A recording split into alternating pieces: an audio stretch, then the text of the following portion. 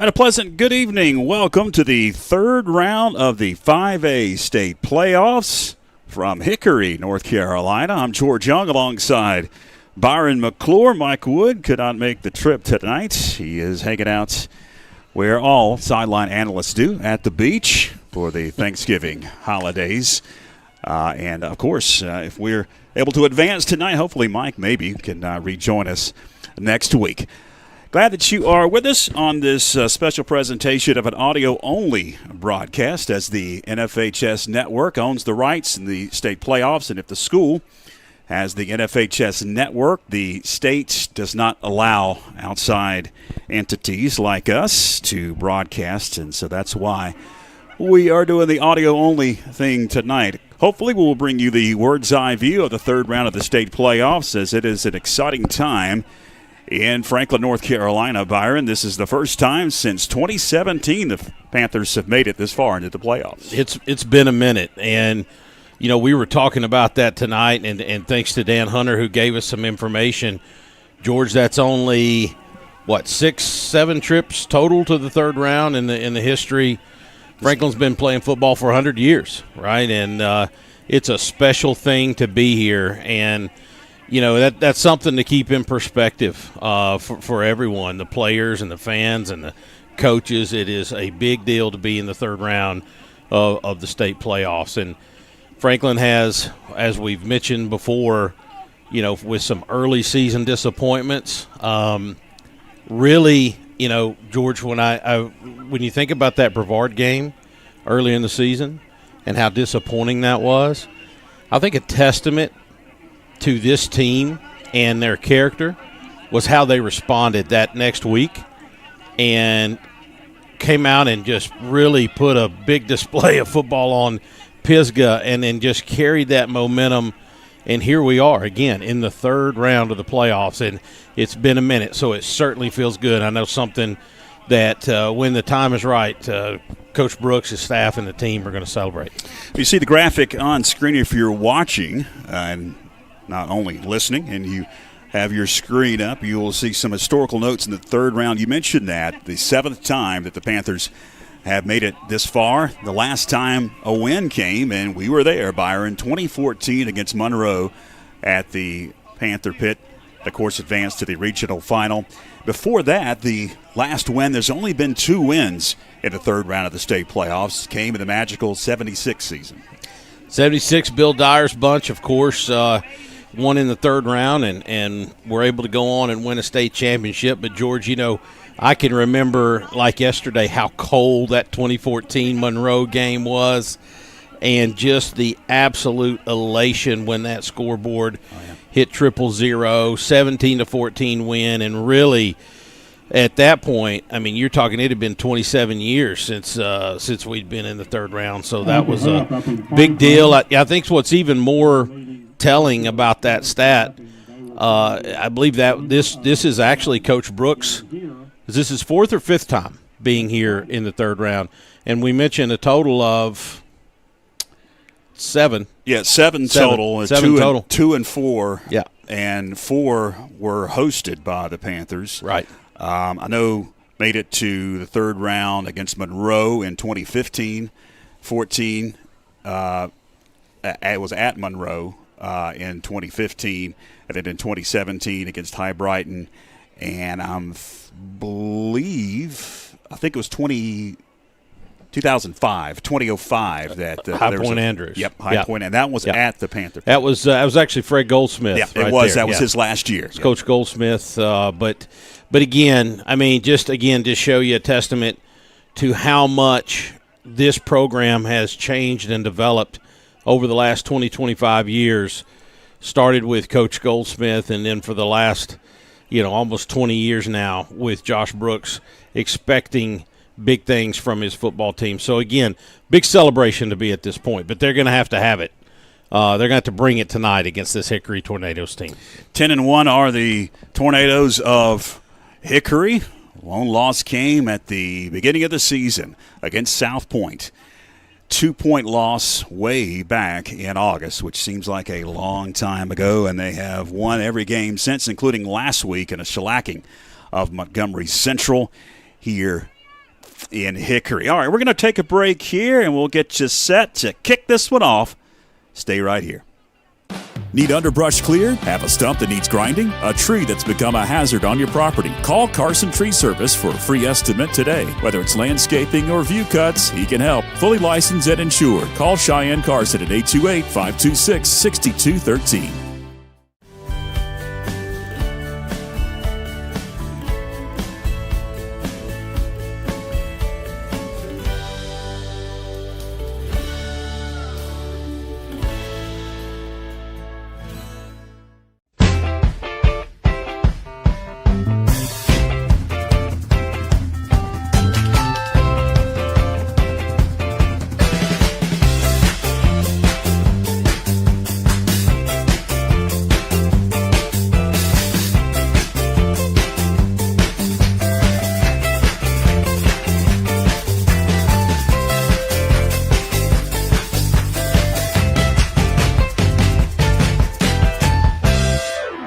Lifelong resident of Franklin, Jeff Berry has a vision moving the town of Franklin forward, an entrepreneur with investments inside the town limits. He knows the critical infrastructure needs of the town. Jeff Berry would like your support in November.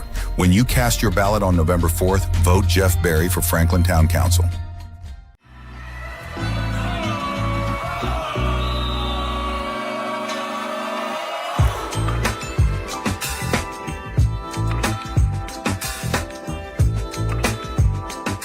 My name is Audrey Presley. I'm a junior here at Franklin High School, and I have been selected for the October 2025 Athlete of the Month. I first started playing volleyball whenever I was in 5th grade, and now I've been doing it for 6 years. Before that, I did competitive gymnastics for 5 years, and at the end of my gymnastics career, I decided that I wanted to try something new, and that's whenever volleyball came along.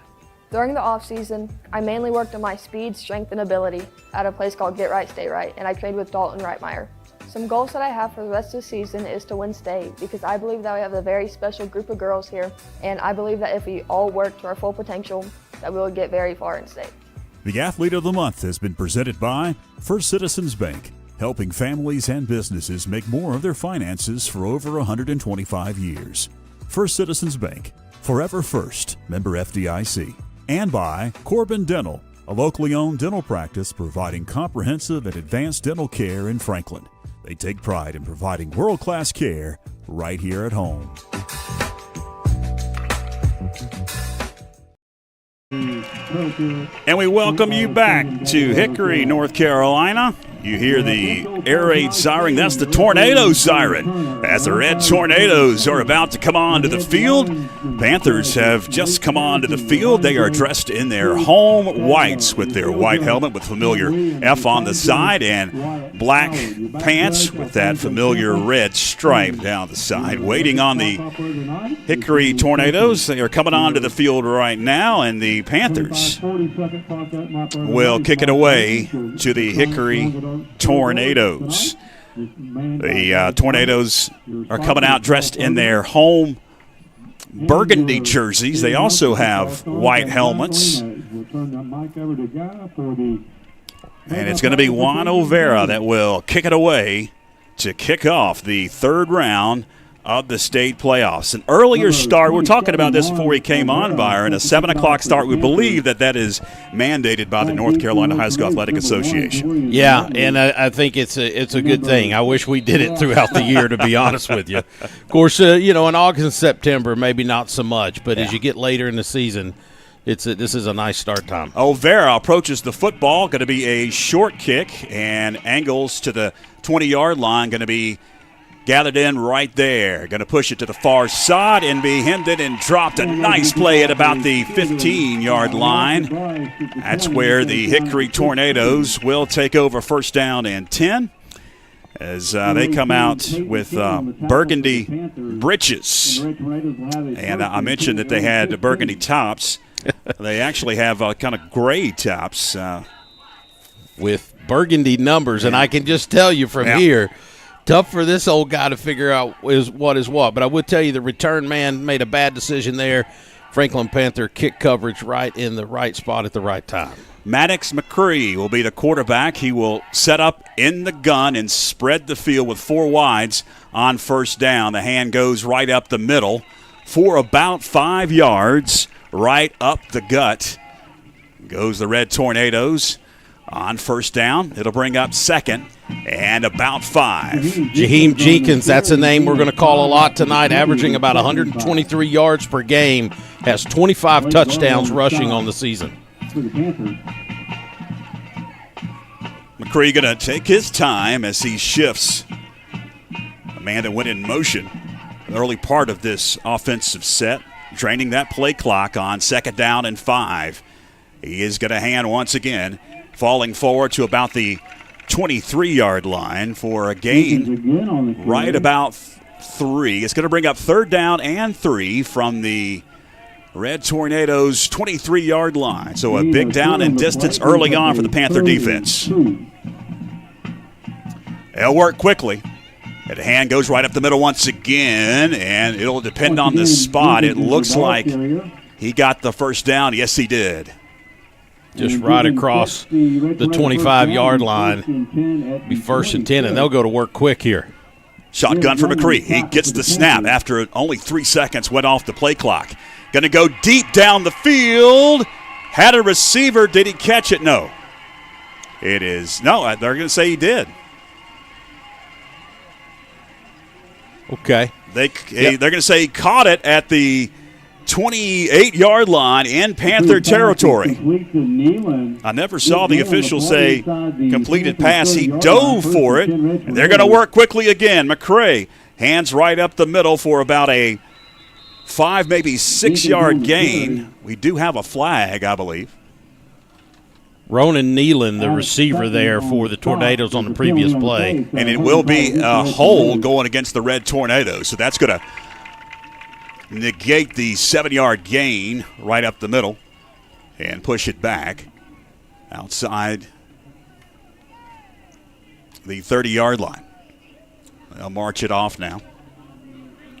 Didn't get a chance to do a whole lot of previewing there at the beginning, but Nealon is the guy I know the Panther defensive coaching staff was concerned with. 6'3", 180 junior, and he is a speedster. So under 10 minutes left. It's the opening possession for either team. Hickory has it in Panther territory after the penalty at the 40-yard line. McCray drops deep, fires to the end zone, and it is incomplete. He had a man and had a step, but just over his fingertips, and it's going to bring up second down and long, 2nd and 15. Back into this defense. This was Lance Parker on the coverage, and the throw just a little long there. Lance Parker, he's one of 4 or 5 Panthers tonight, George, coming to this game banged up and really just trying to tough it out, and probably look for him to only play on one side of the ball tonight, but we really need him on the back end of this defense. It'll bring up 2nd and 20. I misspoke a while ago. McCray once again working out of the gun, and Hickory spreading the field with 4 wides on 2nd and 20 at the Panther 38-yard line. McCree grabs the snap, fires over the middle, and it is incomplete. Had the receiver at about the 25 as he dove for it. That was Zay McCatherine, sophomore receiver for the Red Tornadoes, but could not come up with it. So a 3rd down and long now for Hickory at the 38-yard line of the Panthers. Maddox McCree looks to the sideline to get the call from his coach. Now looks like he's set, grabs the shotgun snap, drops, fires, has a receiver, but it is over the head of his intended man as he climbed the ladder but could not secure it. So it's going to bring out 4th and long, 4th and 20, and looks like the punting unit's going to come on. Pass thrown high. It was a really good catch, but what was better was the coverage by Peyton King, who timed it up perfectly, knocked the ball out of his hands. So the punt will take place back at the 50-yard line. It's a deep drop for the kicker all the way back to the 48-yard line. Awaiting the snap. He gets it, and the kick is out of there. You could hear it off of his leg. Yeah. It's going to hit and be downed at the 1-yard line. Yeah, this young man's pretty good. I'm pretty sure he's the kicker as well. And you're right, George. You could hear the compression of the ball when he kicked it, but even more, knew how to hold it, put a little bit of backspin on it. It sat right down, hit it the 1.5, and then stopped at about the 1. You could hear the compression. You're right. It was a moonshot. So the Panthers are in the shadow of their own goalpost at the 1-yard line as they start their first offensive possession of this third round of the state playoffs. It is just going to be a straight quarterback keep right up the middle for Anderson Terrell, and he's able to get a couple of yards to get out of the way of the goal line. Nope, no big secret here for anybody in Panther country. The key for us tonight, George, is to keep this clock going. Long sustained drives, 3, 4, 5 yards per play is just fine, and just chew that clock up. Our best defense tonight against the Hickory Tornadoes is a great offense. So the clock is ticking. We're down to 8 minutes and 35 seconds. Anderson Terrell on 2nd down and 7 at the 3-yard line. He's got a hand and nothing doing. This will be the challenge right up front as Attic Sutton is stopped, and there are 2 big guys up there for Hickory Tornadoes tonight. They're going to give us a lot of trouble. One of them, number 70 there for Hickory, 6'4", 310-pound senior Rashad Swinton, who is committed to play Division I Campbell football, and he is a load up front. So on 3rd down and 8, it was a loss of a yard for Attic Sutton. Shotgun for Anderson Terrell, and before the snap, we do have whistles fly, and I believe a flag flying, yep. And it will be a procedure call. Somebody moved on the offensive line for the Panthers. So just a half the distance, so maybe a yard here. It'll push it back to the 1.5-yard line. That's going to be 3rd down and right about 10. Well, this could be a big play right here with their linebackers and their defensive line. You don't know, they could absolutely tee it up right here to try to get a couple extra points on the safety. So interesting to see what the Panthers can come up with. Anderson Terrell in the gun, 4 wide on 3rd down, going to the far side of the field, has a receiver out there, and I believe it's incomplete. Yes, officially incomplete. I see the signal now, and it's going to bring on the punting unit as Lance Parker was the intended receiver. This will put Anderson Terrell, literally put his heels right there at the back of the end zone. Anderson Terrell back in punt. Got to have a great snap here and sort of quick kick this thing out. For your Red Tornadoes. Yeah, he is almost on that back line, is Anderson Terrell. Waiting the snap. It's back. And he gets it out of there. It's going to be angled to the far side of the field. And it's going to head out of bounds. Well, they're going to mark it here at about the 32, 33-yard line in Panther territory. So the Red Tornadoes have great field position with 7:15 left in the first quarter. It's the second offensive possession for Hickory, and head coach Joe Glass won the state championship in 3A in 2023. Maddox McCray working out of the gun as the man goes in motion. And he's just going to hand right up the middle. Panther defense able to snuff him out. After about a 3-yard gain, make it a 2-yard gain, going to mark it at the 30-yard line. It'll bring up 2nd and 8. As we tick under 7 minutes left. For the Panthers, gain of a couple. Working quickly, McCray grabs the snap, looks, being flushed far side. Now going to fire, has a receiver, and it is caught at the 18-yard line, and it's going to be enough for a Red Tornado first down. This is a team that is about 50-50 in terms of run pass, but the least amount of good fortune they have running the football, they're going to throw it. And this kid can spin it. Comes in here with about 1,500 yards passing on the season. Roman Nealon caught that pass as the snap is stopped because we have flags and we have a false start going against the Hickory Tornadoes. That was a weird formation as they came to the line and just kind of stacked it in. And evidently somebody moved across that offensive line. It'll back it up to the 22-yard line and bring up first down and 15 for the Red Tornadoes. Down in the end zone, standing in front of the play So we clock. tick towards So we can see the play clock. 6 minutes left. They're asking somebody to move. Look, somebody was blocking the play clock down there. That's funny. That's not embarrassing at I all. believe that may be a first. I don't think I've ever heard that over the PA before. I've heard some odd things.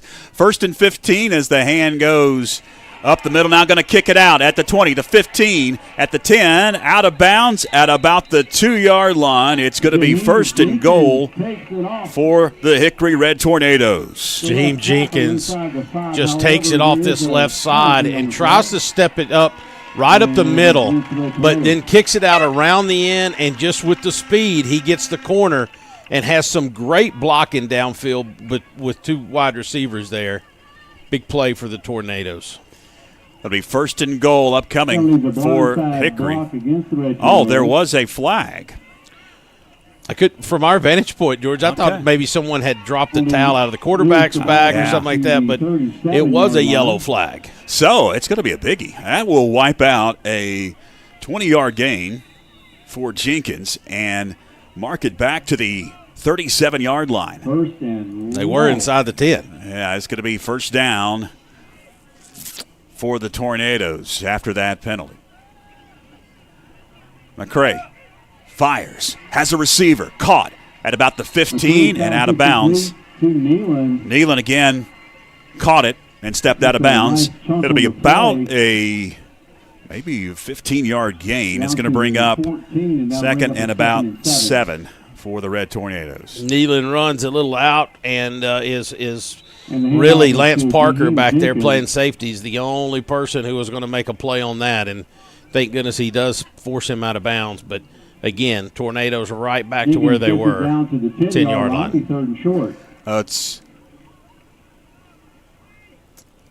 third down, pass in the flat at about the 15, going to be caught. And it's Nealon once again. He immediately gets out of bounds at about the 3-yard line. It looked like it was Harrison over there. And it's going to be first and goal now for the Red Tornadoes. Knocking on the door is McCray and company.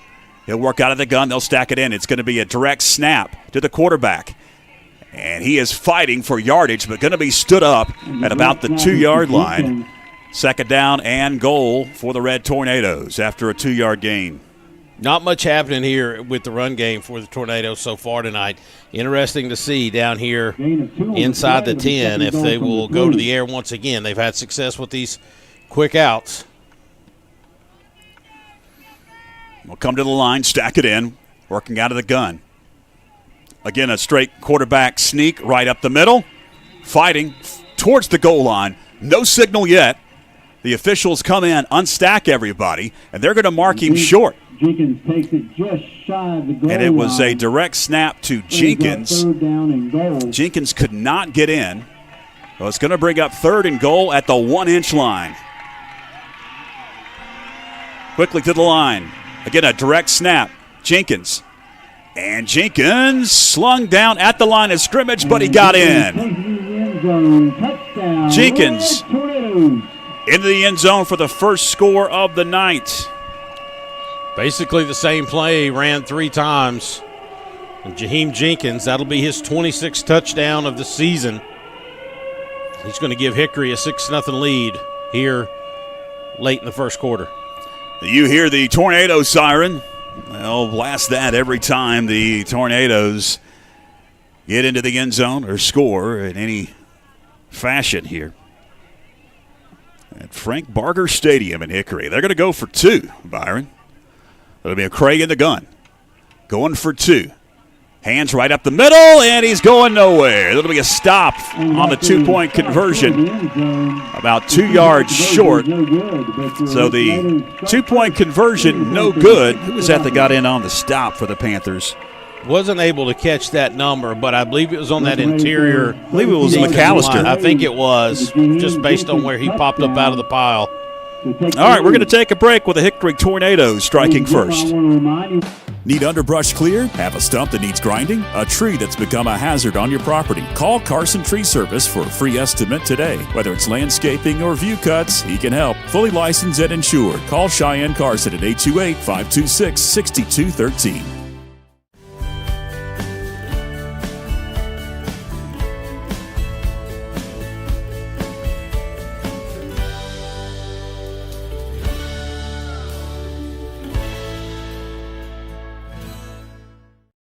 For the Panthers is number 11. Welcome back. Harrison. Gabe Harrison back deep for the Panthers, and the Red Tornadoes going to kick it away. Got to be careful right here, George. They on film love to onside kick after a touchdown early in the game. Approaching the football, and it's got to be a deep kick. They did not onside it, and it's out of the back of the end zone. So the Panthers take over, 1st and 10 at their own 20-yard line, their second offensive possession. If you just joined us, glad that you are with us for the third round of the state playoffs. George Young, along with Byron McClure, glad that you have decided to spend your evening with us. We'll get some scores from other games as we go along here, as there's a lot of playoff games with teams that Franklin fans may be interested in.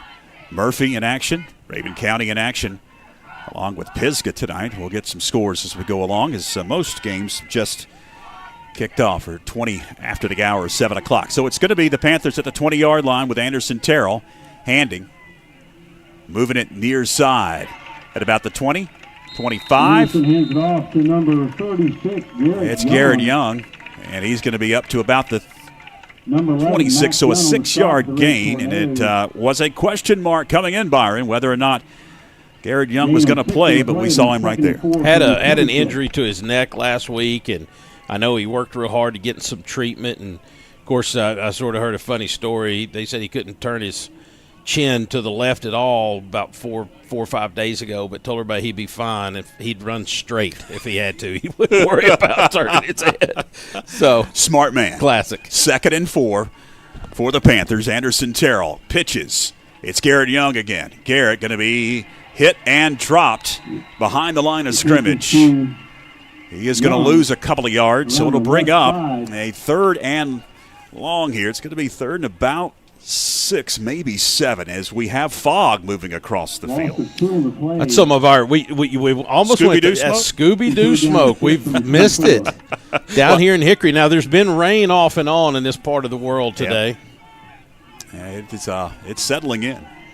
So the Panthers on 3rd down and 6, going to shuffle some guys off of the sideline. New players into the ball game, as it is 3rd and 6 with trips to the near side of the field. We've got whistles, and looks like a timeout going to be called by Coach Josh Brooks. Timeout on the field. Panthers. So Franklin wants to talk it over. We will take a break as well. Any concession stands or?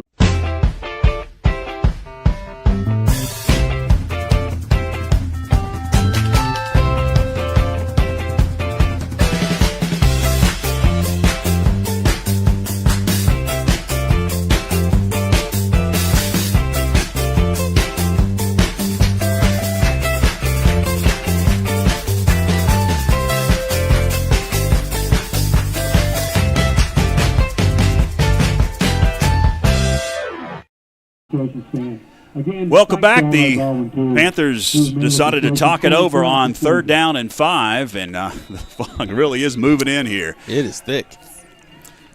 At the 24-yard line, it is Anderson Terrell out of the gun. Drops, heaves, and it is incomplete as he went down the near hash. It would have been enough for a 1st down, but here comes the punting unit as Anderson Terrell will drop back and punt it away. from his own 24-yard line. Pass intended for Lance Parker. Just a little too much. Of course, you better have your head on a swivel down there right now. It's got to be hard to see the football. Of course, we saw some fake punts last week. We'll see if Josh Brooks has something up his sleeve. It's going to be a straight kick this time. And it's going to be, it looks like a short kick and angled out of bounds. Where are they going to mark it is the question. And it looks like at about the 45 of Hickory. Boy, this fog is really rolling in. It is thick. And I'm sitting here watching the Panthers here. That's, two straight possessions. Unable to get a first down. I'm sure right now they're trying to figure out what to do up front with that front part of the Hickory defense. So the Red Tornadoes on first down, going to go right up the middle. Big hole across the 45, 40 to about the 35-yard line. Goes Jenkins into Panther territory. That'll move the sticks quickly, and they're going to move quickly. Will Maddox McCray and that Red Tornado offense working at the speed of the wind in a tornado. That is just a give right side for maybe a yard. In fact, they're going to mark him back a couple of yards. It's going to bring up a 2nd and 12, so it'll be a 2-yard loss as he headed out of bounds on that far side. Loss of 2, so it'll be 2nd down and 12. It'll bring up 2nd and 12 as it's McCray, again, working out of the gun. We've got some movement on that far side. Looks like one of the wide receivers took off. And again, the fog is really rolling in here. I can't tell exactly which receiver that was, but I saw a streak down the far side. Yeah, that's going to be a 5-yarder and make it 2nd and 17. I think they had a couple of guys move there. Take your pick. Looked like the left tackle and a receiver. 2nd and 17. Minute 15 left here, first quarter. McCray drops, fires near side. It's going to be caught at the 40, 35, moving down the far side. Out of bounds at about the 12-yard line goes Zay McCatherine, the sophomore. Forcing him out of bounds was Peyton King. It'll be first down for the Red Tornadoes. They're going to mark it right at the 12-yard line. Just a quick out there. Gets Zayden wide open. And a hand goes right up the middle for a couple of yards. On first down. That's going to bring up 2nd down and 3 for the Red Tornadoes as they are marching and looking for more. Davian Hall on the stop for the Panthers. Under 40 seconds left. It'll be 2nd down and about 4, and we've got whistles. That'll stop the clock, and it'll be a legal procedure on Hickory. That'll back them up 5 yards, and it'll push it back to about the 15. And it'll be 2nd down. Now we've got whistles and a timeout on the field. Looks like Hickory wants to talk things over. So we will take a break as well as Hickory calls timeout, driving deep in Panther territory.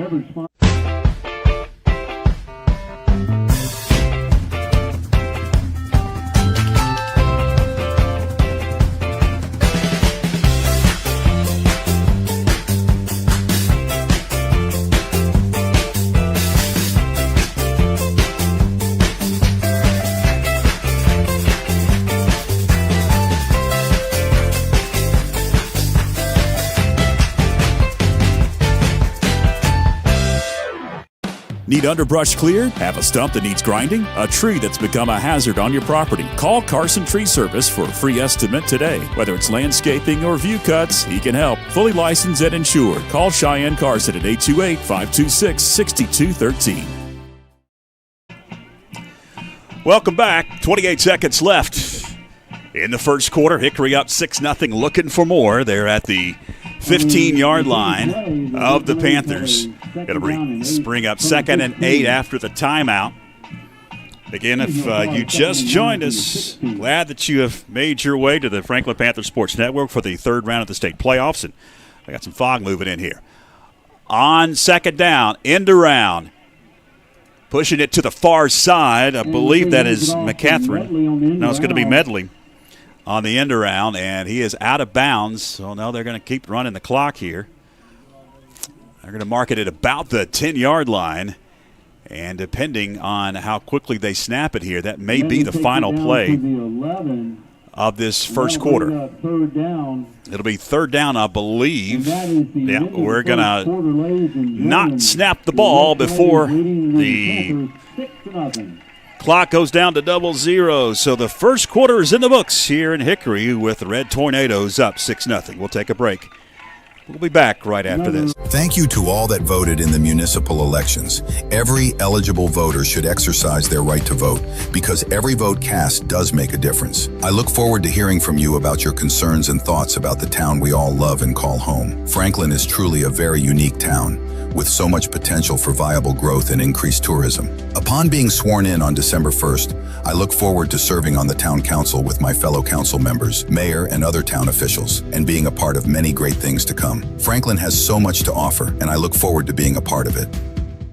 Join FPSN each month during the school year as we spotlight outstanding performances from student athletes with the First Citizens Bank and Corbin Dental Athlete of the Month video feature. It's presented by Corbin Dental, a locally owned dental practice providing comprehensive and advanced dental care in Franklin. With deep local roots and a passion for service, Corbin Dental takes pride in providing world-class care right here at home. And by First Citizens Bank, helping families and businesses make more of their finances for over 125 years. First Citizens Bank, forever first. Member FDIC.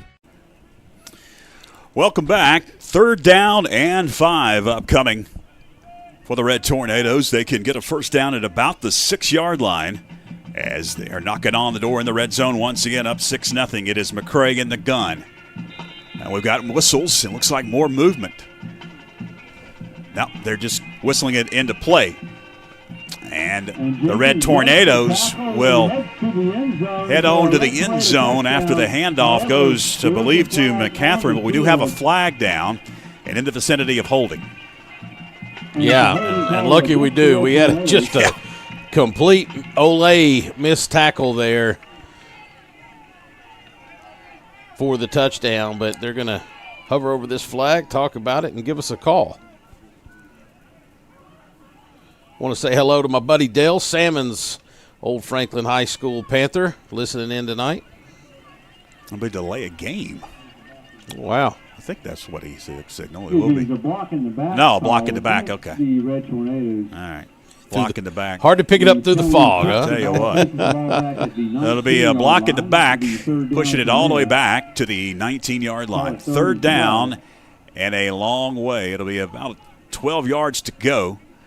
Again, we had some movement, but they did not throw the flag.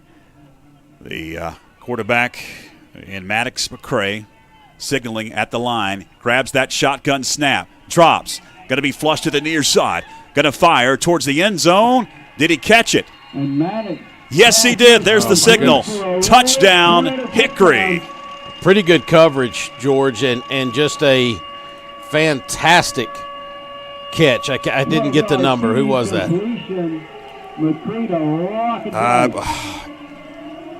I didn't catch it either. Yeah, it's not the easiest to see these numbers, but really just a spectacular drag route. Threw it in the corner of the end zone. Hickory now up 12-0. There goes the Tornado siren once again. It'll be Harrington that'll attempt the extra point out of the hold of the quarterback, McCree, and he splits the uprights. So after that 19-yard pass completion into the end zone for the touchdown and the extra points, the Red Tornadoes are now up 13-0 as we head to break.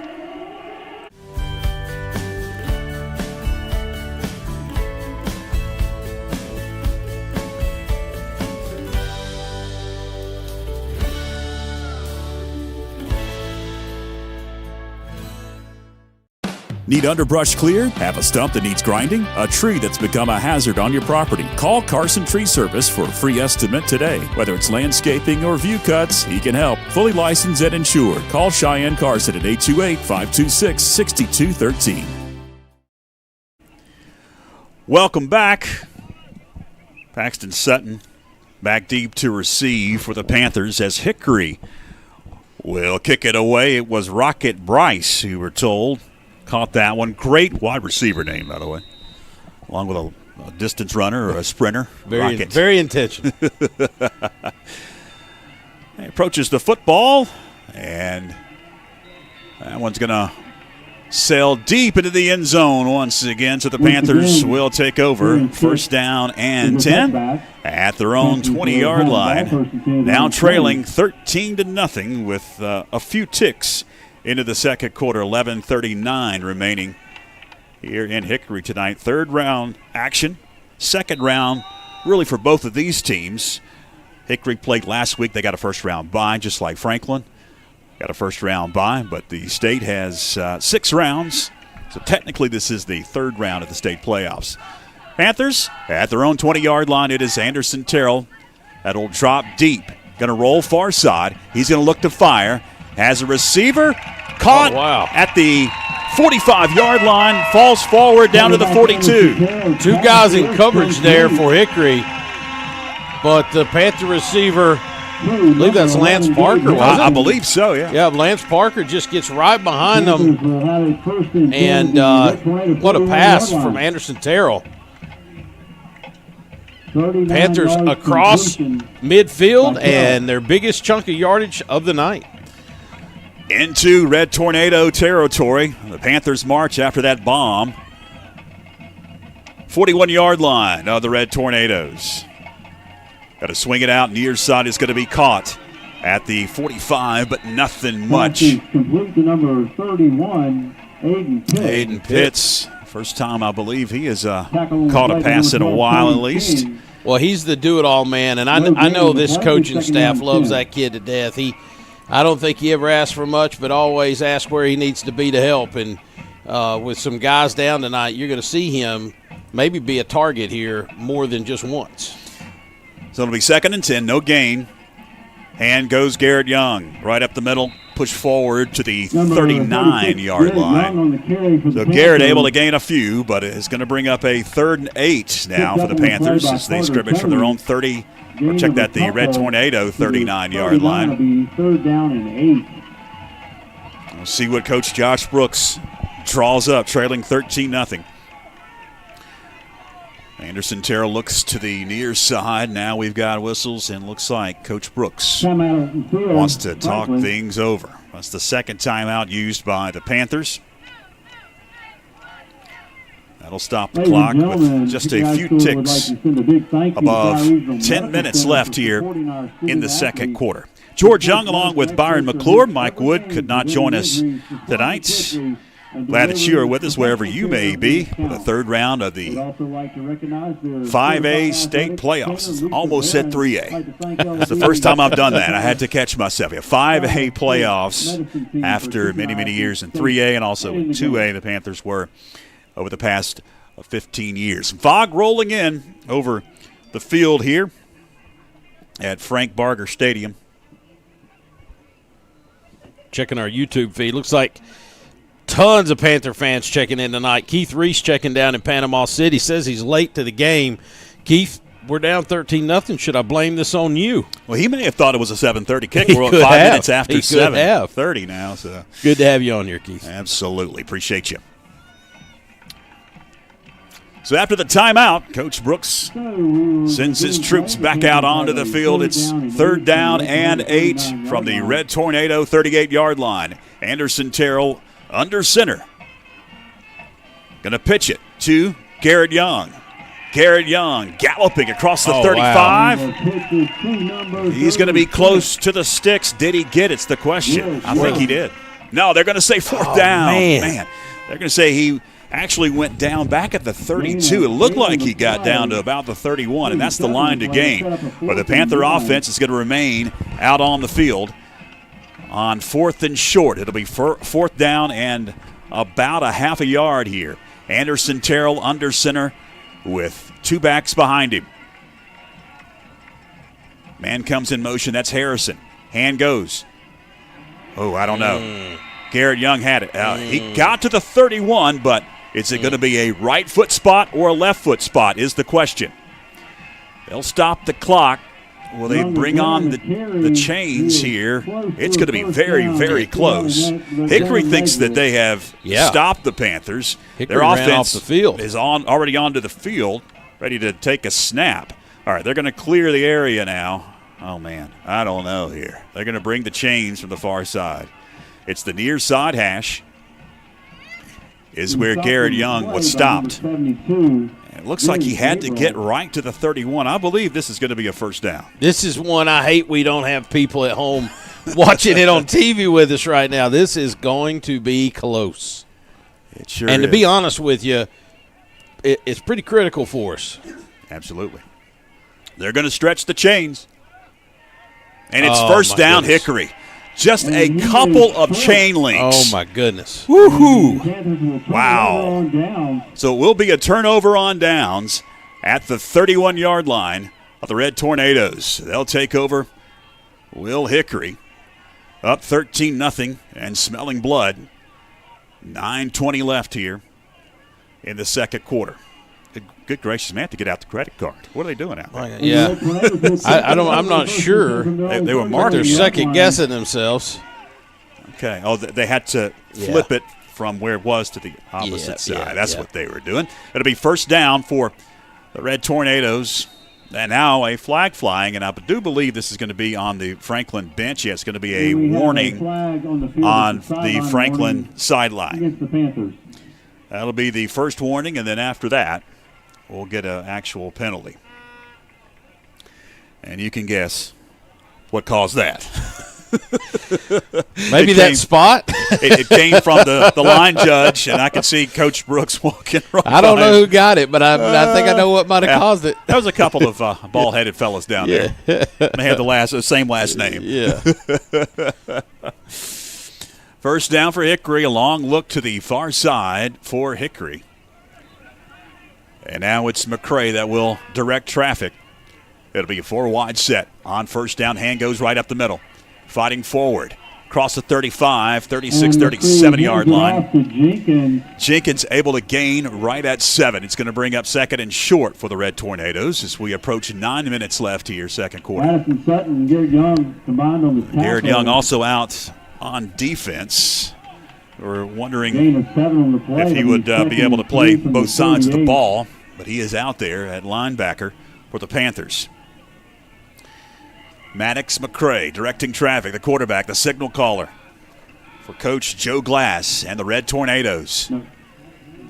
Second down and 3 now for Hickory. Now in the backfield with McCree. Man goes in motion as McCree grabs the shotgun snap, flag flies. Ball goes forward after the handoff for about a 2-yard gain, but I believe there were too many men in motion for Hickory, and that'll back them up 5 yards. And it's going to be a false start going against the Red Tornadoes. Haven't been keeping track of those here in our portion of the press box, but that's quite a few so far for the Tornado offense. But of course, when you're running out of different formations, you're spread, you come up with double tight ends, the goal line formation. You keep switching that stuff up. That kind of stuff can happen. We'll bring up second and 8 after the 5-yard penalty. McCree shotgun, trips up top, grabs the snap, looks to fire, heading far side. Did he catch it? Falling out of bounds. Yes, he did. For about a 5-yard gain. It's going to bring up third down and 3. Number 4, Darryl Holder. What a catch. It was Darryl Holder. First time we have called his name. He falls out of bounds. Third down and 2, right up the middle. We'll see if he got it here. It's going to be close to the sticks. Forward progress will get him close. Now, he ended up a couple yards back, but let's see what happens, and that's going to be a first down. It'll be up to the 41 of the Red Tornadoes. They will move the sticks. Panther fans don't agree. It was a signal that time. And forward progress gets the first We're actually, down. it's a little odd. The press box and the visitors, a lot of the fans for Franklin are on the side of the press box, and that's why you hear some of the commotion right below us. First and 10 McCray, hands right up the middle. Big hole at the 50, 40, far side, 30, still moving at the 20, cutting it up at the 15, the 10, the 5. Touchdown, Hickory. 59 What a run, left side. I don't know exactly what happened, and yes, I can see right here.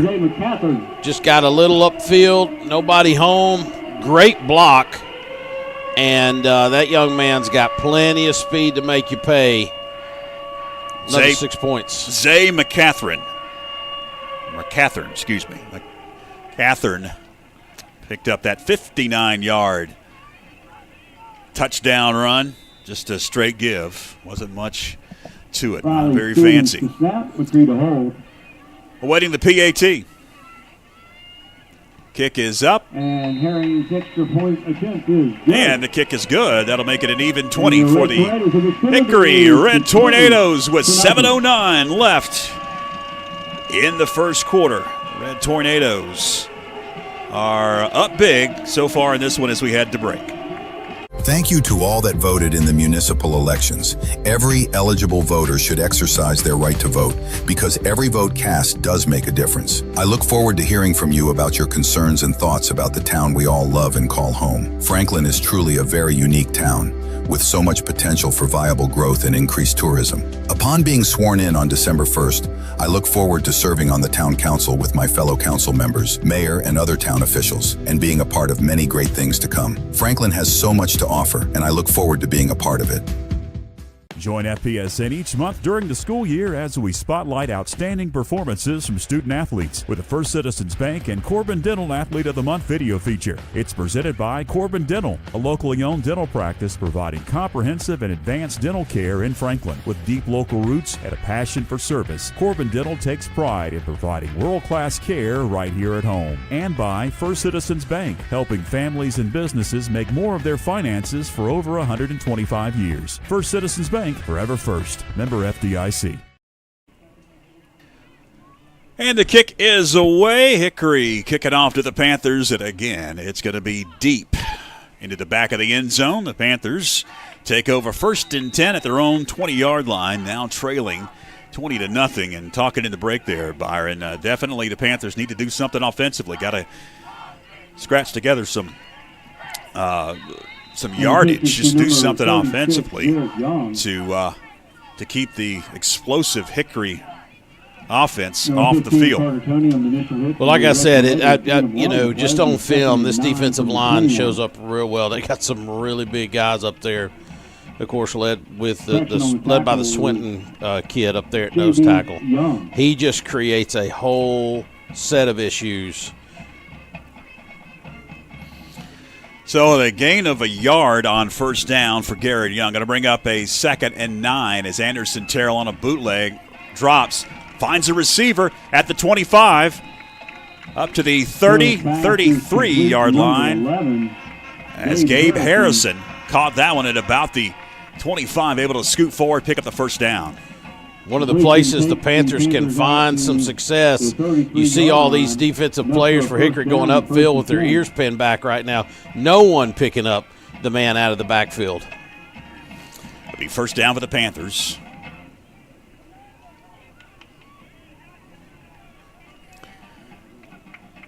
Marking it between the 33 and 34-yard line, working from the far hash. Anderson Terrell working out of the gun on first down. Drops, looks, fires, has a receiver, and it is knocked out of the hands of Gabe Harrison at about the 42. Had 2 defenders around him. Yeah, really thought he had to catch there for a split second, but again, a well-timed hit right after the ball hit Harrison in the shoulder pads there, separated him from the football. So it'll bring up 2nd down. And 10 yards to go from the Panther 33-yard line.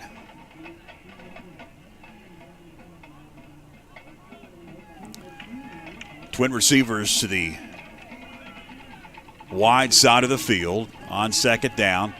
Hand goes to the far side of the field across the 35, 36, 37-yard line. It's Garrett Young for about 5 yards, so it'll bring up 3rd and manageable, about 3rd and 5, Byron. Another chance here watching Garrett run a counter. Starts left, goes back right. Line. They'll mark him up at the 38. There. Oh, big down in distance here. Picked up a first down. Able to move the ball a little bit. And now you're facing 3rd and 5 as Anderson Terrell drops back, fires, and it is off the hands of Attic Sutton at about the 38-yard line. So that's going to bring on the punting unit. Just a quick zip there to Addix. He got a hand on it, couldn't bring it in, and to be honest with you, had a defender right on his back. I don't know how many yards he would have got. So here we are again in the punting situation. It'll be Anderson Terrell standing back at his own 24-yard line to punt it away as more fog rolls in here at Frank Barger Stadium in Hickory, North Carolina. 3rd round of the state playoffs. Terrell puts his foot into it.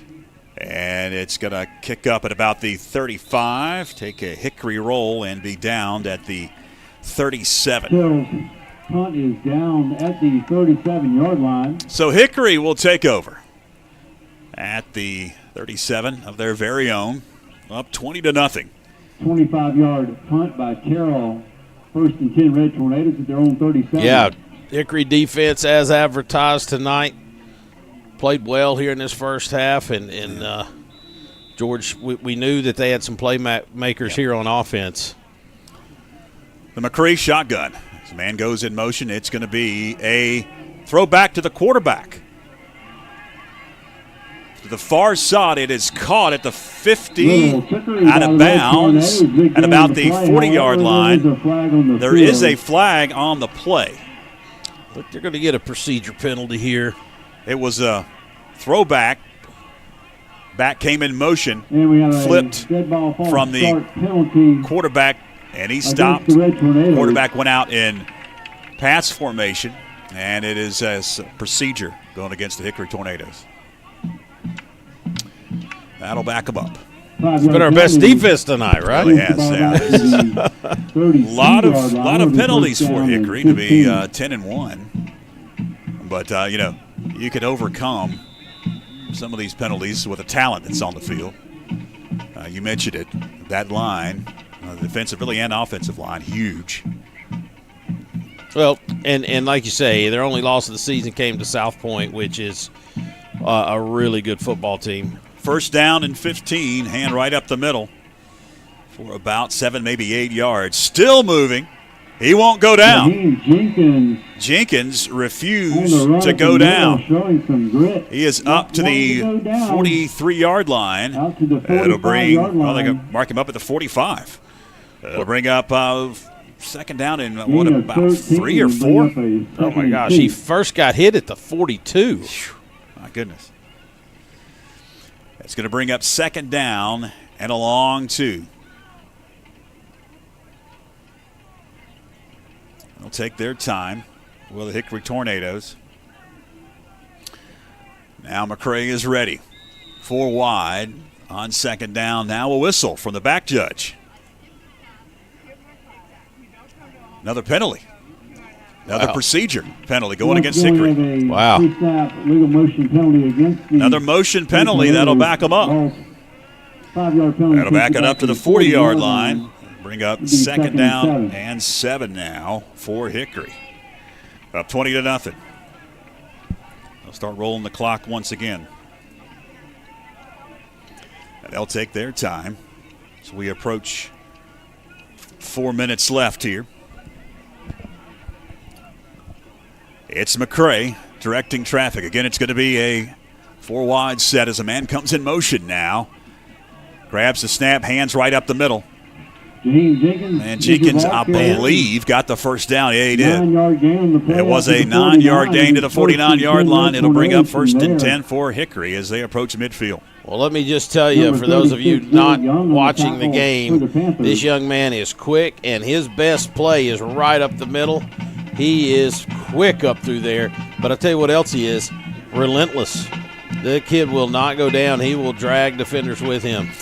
On 1st down, pass complete near side, at the 50, 45, up to the 42-yard line. That'll be about 2 yards shy of the first down. 9-yard gain on the play. It'll be second down and 1. The offense for Hickory thought that, I guess it's the fog, I don't know. They had moved all the way down to the 30-yard line. The official marked it back at the 42. They had to run back, and now they're set at the line of scrimmage. That'll bring up second and a long yard and a half. It's McCray in the gun. He is going to fire it far side. Has a receiver. It is caught at the 35, out of bounds at about the 33. That'll be enough for a Red Tornado first down. Going to the far side of the field. Nice little throw. I mean, that kid can spin it. Just to give the folks at home a word's eye view, as you say, George, we're basically right now, that offense has us spread out. We've got 3 down linemen, and we've got a lot of guys covering the flats and down the middle and the sidelines, so they've really got us stretched out at the moment. First down at the 33-yard line. Hand goes up the middle once again at the 30. 28-27, still moving. He won't go down. 25, down to the 20-yard line. Nobody can get him on the ground. It's all the way down to the 10, still moving. He is inside the 10-yard line. Jenkins would not go down. I mean, George, he takes it. He gets hit, tripped up, catches himself with a hand at about the 32-yard line. Yeah. And then gets another 20 yards, 15 yards. See where they mark it back at. I heard some whistles. Okay, they're going to mark it at the 11. So I thought it was about the 9-yard line, but he literally got 20 yards after the first hit. So the Red Tornadoes can get a first down inside the 2-yard line. Jenkins will get the call once again. And he's going to get a couple of yards down to the 9-yard line. Going to bring up second down 9, gain of 2 for Jenkins. Second and 8 from the 9.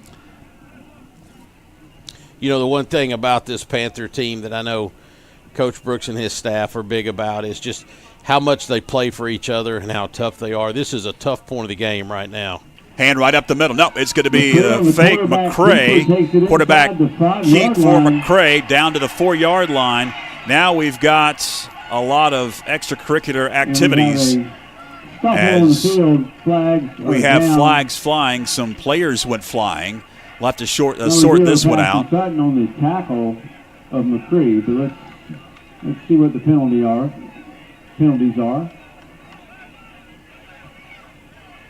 Hickory is coming off the field all the way to their sideline. Franklin is still at the line of scrimmage defensively, but the offense for Hickory has been called by their coach to their sideline as the officials will talk things over. We're not really sure what happened, but we do know that the last player off the field was a Franklin Panther. Now the coaching staff of Franklin on the field wanting some explanation. Now here's the white hat. Personal foul on Franklin. And that's it.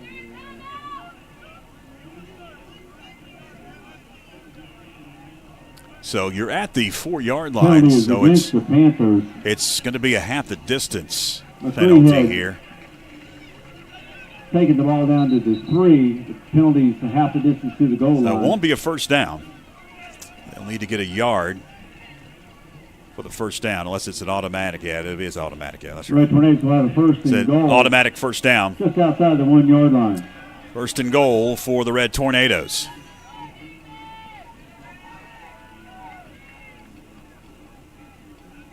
Well, now they're saying it's third down on the down marker across the way. So we'll go with that. Third down. It's a direct snap right up the middle, but he is not going to get in. It was Jenkins that grabbed the direct snap. Jaheim Jenkins, who has had a ton of big plays on this drive, but I believe it was Sutton in on the tackle, and he's able to get him behind the line of scrimmage. Lost a yard. It's going to be fourth down, Byron. Fourth and about 2 yards to the goal line. Fourth and goal. Attic Sutton making a play there like he was a little perturbed. He was in the backfield quick, and nothing happening. Check that. I said 4th and goal. I was mistaken. They can get a first down at the 1-yard line. Jenkins again will work in the gun. Direct snap to Jenkins. Right up the middle, and he is in. And once again, the direct snap to Jaheim Jenkins. Jaheim Jenkins, Touchdown, Red Tornadoes. 3 yards out, and the Red Tornadoes now up 26-0 as the Tornado siren is getting a workout here in the first half in Hickory tonight. Waiting the PAT.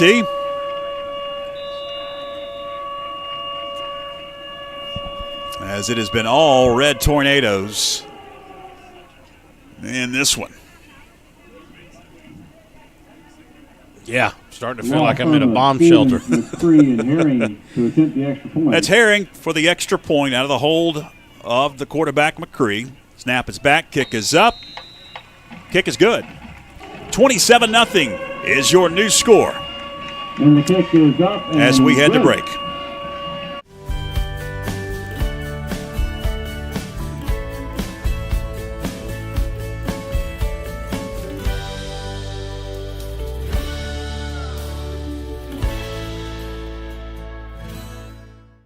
Need underbrush cleared? Have a stump that needs grinding? A tree that's become a hazard on your property? Call Carson Tree Service for a free estimate today. Whether it's landscaping or view cuts, he can help. Fully licensed and insured. Call Cheyenne Carson at 828-526-6213.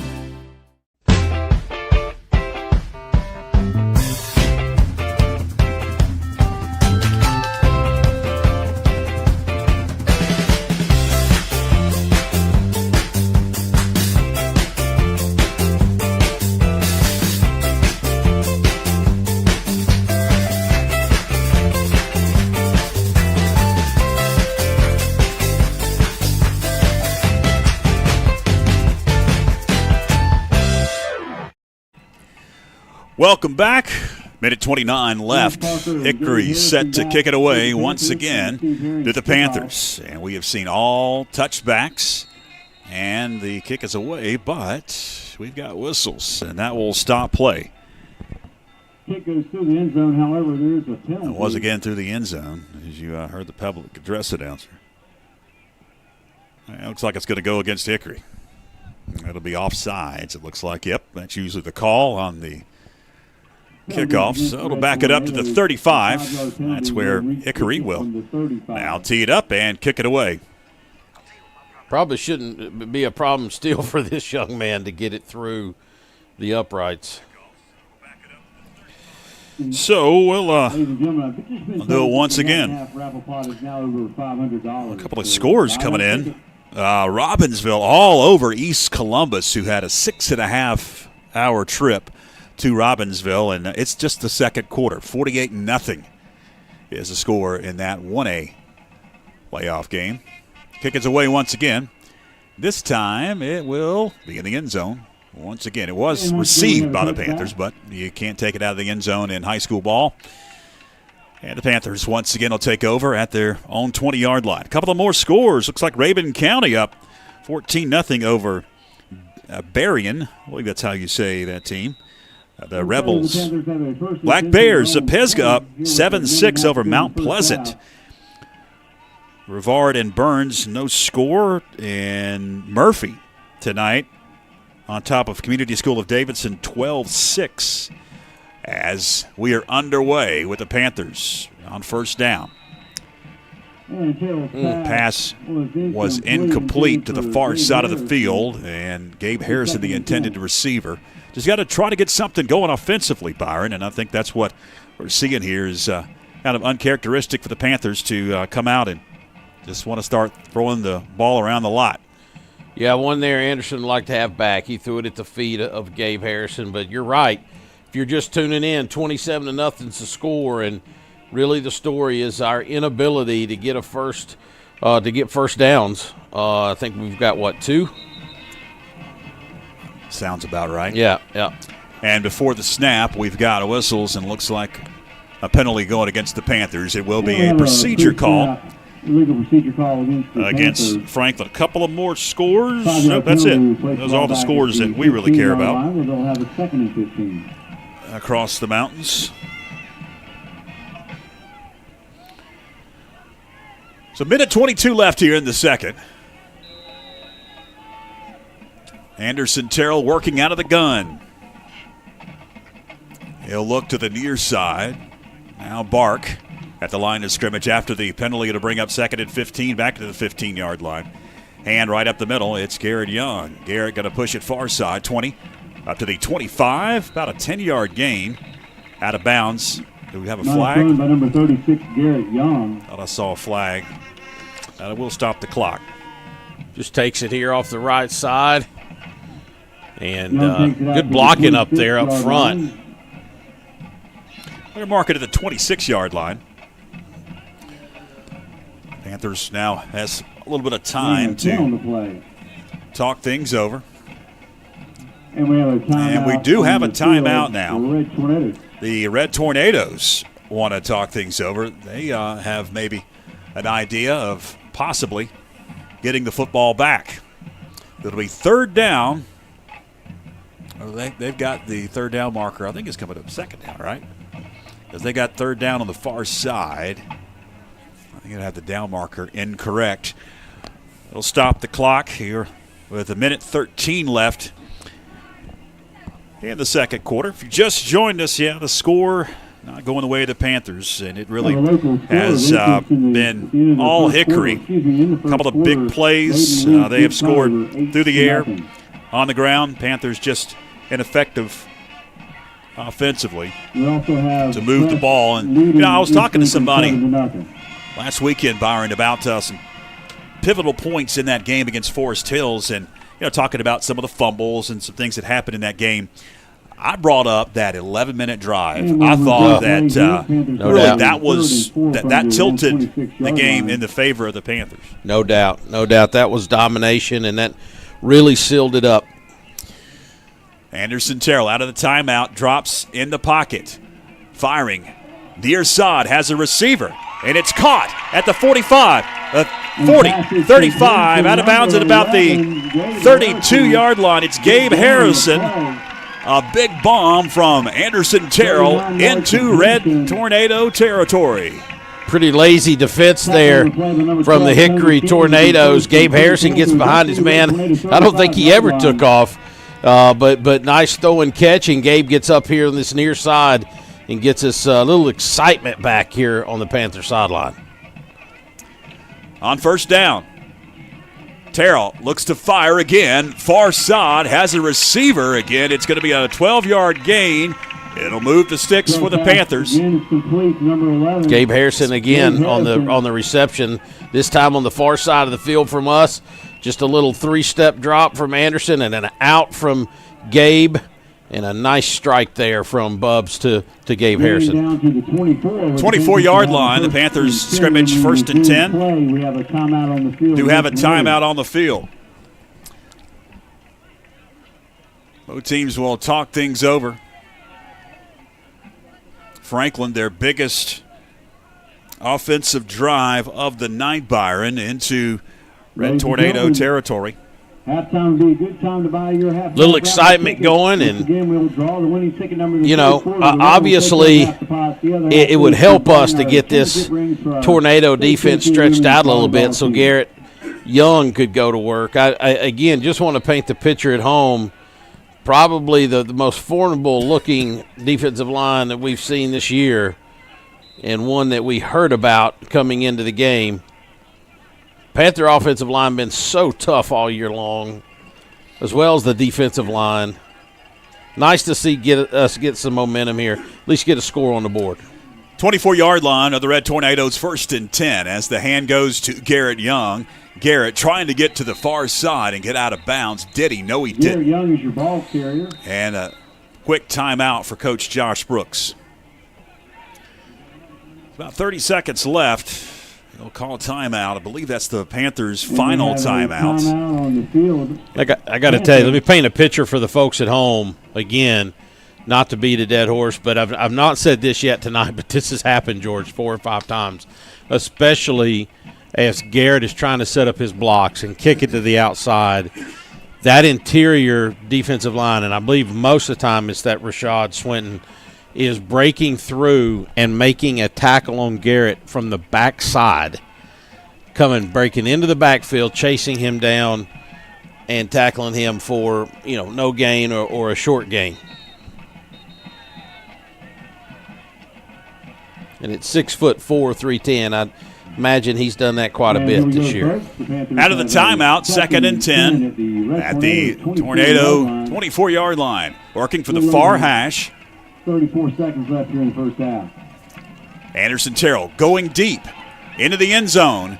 Has a receiver out there, and it is incomplete. The Panthers sideline wanted some pass interference. It was Gabe Harrison again.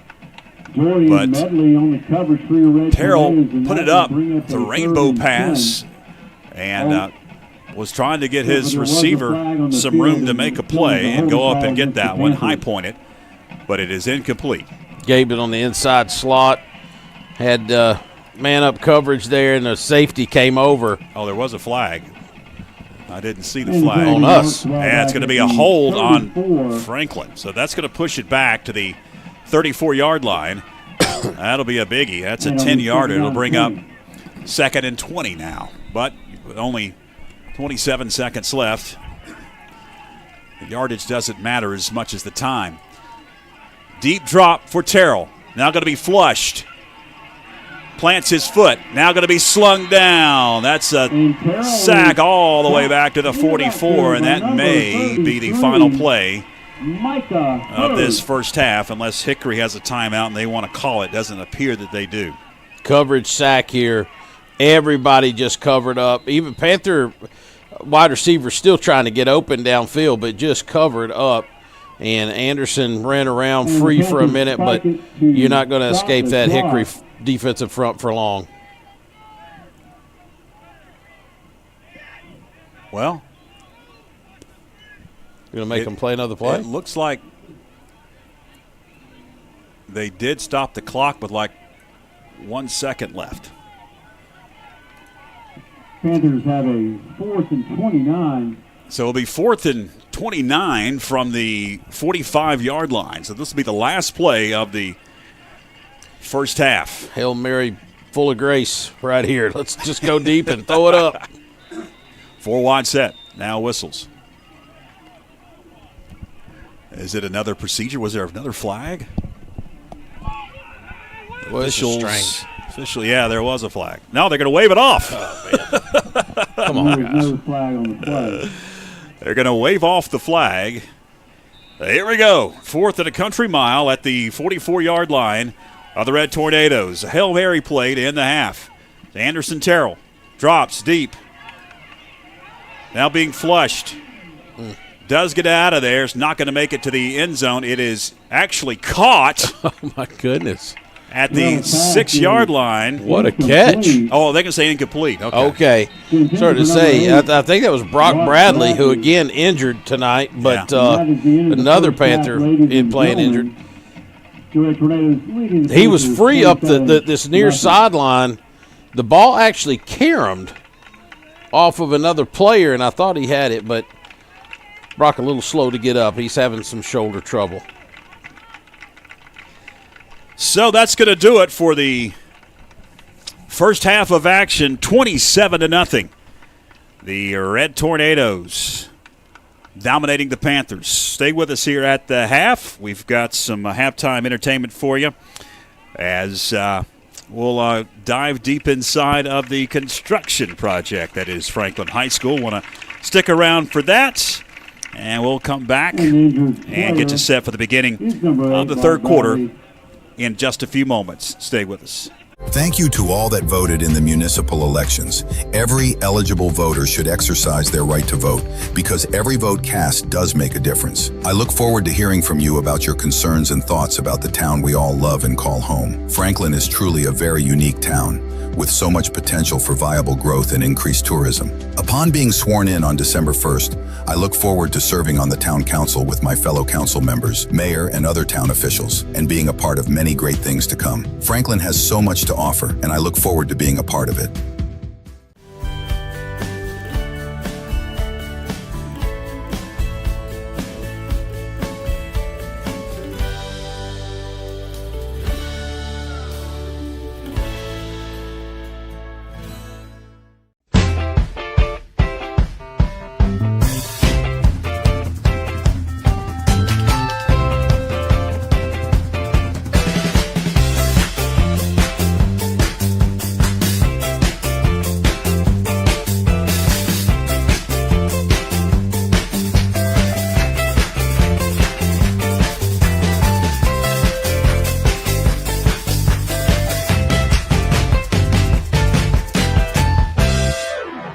Need underbrush cleared? Have a stump that needs grinding? A tree that's become a hazard on your property? Call Carson Tree Service for a free estimate today. Whether it's landscaping or view cuts, he can help. Fully licensed and insured. Call Cheyenne Carson at 828-526-6213.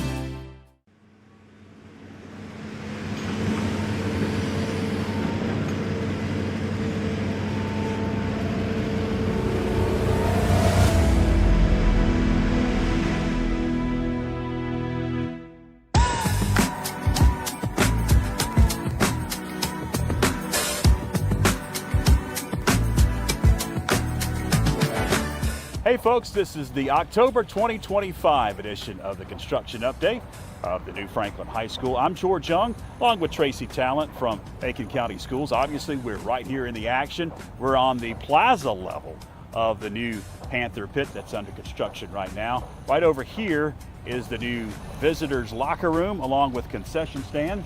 And then we're going to head over and check out behind the press box area where the concession stand's going to be, and all the action's happening. Let's go.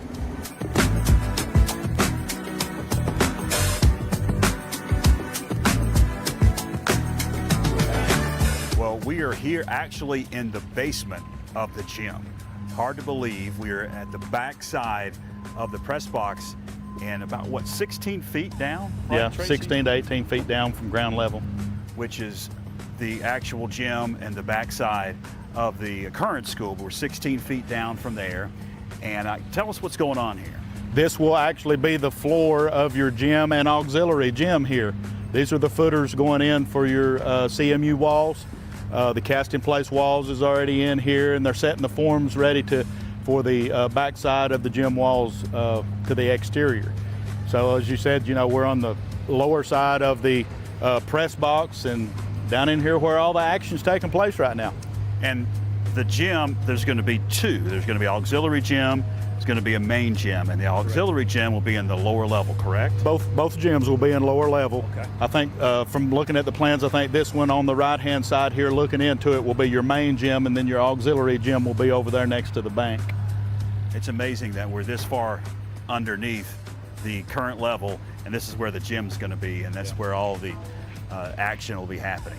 Well, Tracy, once this video, the September edition of our update aired, I got a lot of folks that asked some questions, and the main question was about the press box and the concession stand and the bathrooms and where all that was going to be located. So if you could kind of give us an idea of what we're looking at here. We're actually on top, probably the seating area, looking down into the den of the basketball courts, and then straight across where the black area is there, you will see the inside concession stand. So there'll actually be two concession stands, the one housed in the same building. The inside concession stand for basketball and fine arts, and then obviously the outside windows will be for the football stadium. All right, we're now on the back side of the project, the Frogtown side, where they're bringing in a ton of dirt. You've seen the mounds of dirt if you've driven by. You've seen the dirt on the football field and then up on the practice field. And then you saw where they had dug out a big hole behind the press box where the gym's going to be, the auxiliary gym. All that dirt, Tracy, is being deposited over here, right? Yes, it's all coming over into the Frogtown area to bring this slope up to where we will have a pad to build our educational building will be on this site. We still have about 20 feet to go, and we're moving about a foot a day. So in about 3 weeks, we hope to have it wrapped up. Now, this over here has been a little problematic because of the rain that we have gotten, Yeah. and they've got a process now that they're heating the dirt and drying the dirt, correct? Yes, they do. In moist times, they bring in the apparatus that they put behind their tractor, and they heat the dirt, grind it up like a tilling machine, and then it deposits it back out as dry dirt. And then, of course, the engineers have to test that to get their moisture rating and then their compaction as they're sheep footing it in here behind the dozer. And as you can tell, this is the best view looking over downtown Franklin, over Old Frogtown, and a lot of folks remember this as the old movie theater down here, and now it's going to be part of the school. It's unbelievable. This is a layer of the geogrid that we're putting on Frogtown Slope. Every 18 inches they're having to lay a layer of this geogrid. So you have a layer of this and then 18 inches of dirt and then another layer of this, and the idea is to keep the slope from falling off the mountain, so it ties everything together. Well, that's been the October 2025 update for the Franklin High School construction project. Tracy, it's a pleasure as always, and we'll catch up with you probably about a month from now. Sounds good to me. Thank you. Thank you.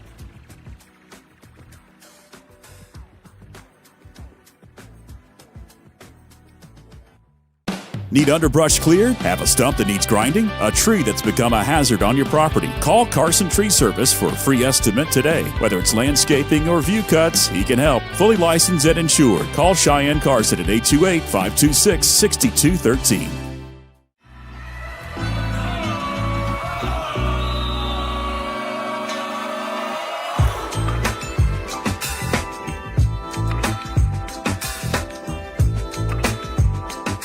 My name is Audrey Presley. I'm a junior here at Franklin High School, and I have been selected for the October 2025 Athlete of the Month. I first started playing volleyball whenever I was in 5th grade, and now I've been doing it for 6 years. Before that, I did competitive gymnastics for 5 years, and at the end of my gymnastics career, I decided that I wanted to try something new, and that's whenever volleyball came along. During the off-season, I mainly worked on my speed, strength, and ability at a place called Get Right, Stay Right, and I trained with Dalton Reitmeyer. Some goals that I have for the rest of the season is to win state, because I believe that we have a very special group of girls here, and I believe that if we all work to our full potential, that we will get very far in state. The Athlete of the Month has been presented by First Citizens Bank, helping families and businesses make more of their finances for over 125 years. First Citizens Bank, forever first, member FDIC. And by Corbin Dental, a locally owned dental practice providing comprehensive and advanced dental care in Franklin. They take pride in providing world-class care right here at home. Thank you to all that voted in the municipal elections. Every eligible voter should exercise their right to vote, because every vote cast does make a difference. I look forward to hearing from you about your concerns and thoughts about the town we all love and call home. Franklin is truly a very unique town, with so much potential for viable growth and increased tourism. Upon being sworn in on December 1st, I look forward to serving on the town council with my fellow council members, mayor, and other town officials, and being a part of many great things to come. Franklin has so much to offer, and I look forward to being a part of it.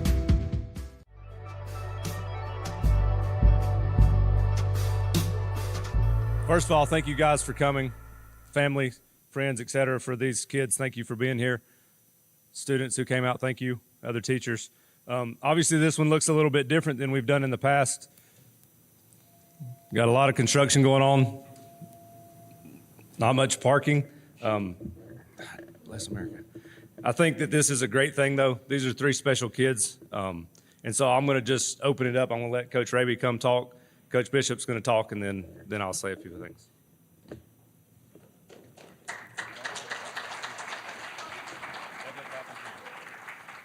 So I'll keep this pretty brief because that's kind of what I do. But Tanner, can't say enough about this young man's work ethic. Some people, when they think about golf, they think about, oh, this is fun. They don't actually realize the amount of work that goes into getting your game to a level to where he's at. Hours on the course, not just the physical part, but the conscious decision to be away from your friends and to be on a golf course or to be traveling hours away to play in tournaments that the shortest round is going to be 4.5 hours. So the amount of sacrifice and the amount of dedication it takes to get to that level is something that's pretty tough to do. I can say in my nearly 3 decades of coaching at Franklin High School, Tanner is, it's kind of hard to quantify across different sports, and so it's kind of hard to say the hardest worker, but he's by far one of the hardest workers I've ever seen and had the pleasure of coaching. Super supportive family, always there for him. Win, lose, or draw, good round, bad round, always there supporting, and it makes a world of difference. So I know that will continue as he goes to college.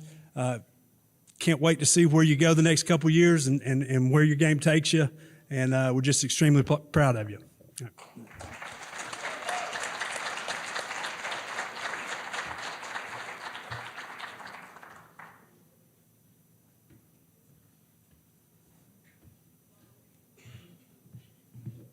So now I get to talk about 2 of them instead of 1.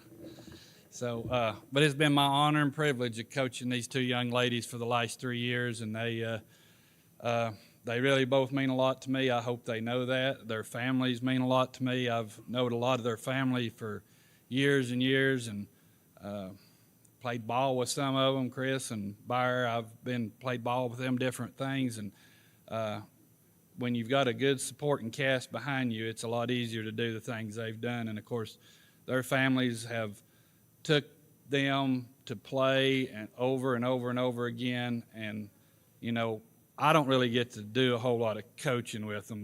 They've already been coached. I'm just trying to lead them in the right direction. And but these 2 schools are getting 2 great kids that are,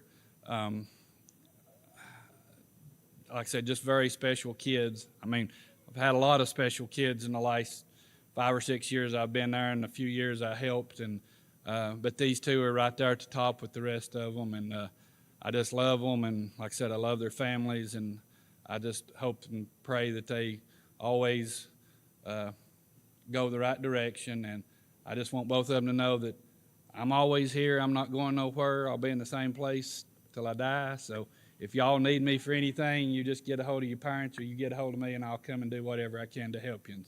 And I'm proud of both of y'all.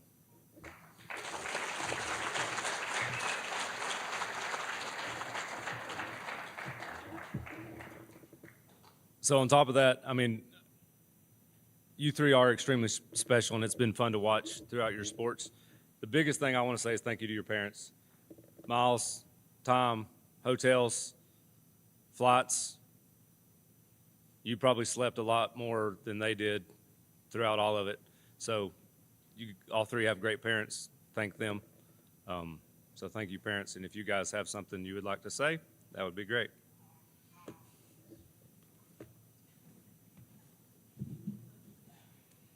Come to the mic. What?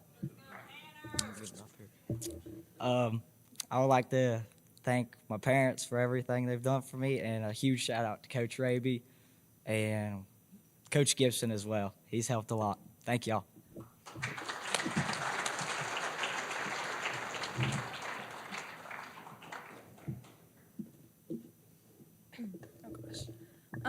First off, I would like to say how thankful I am to have this opportunity to be up here today.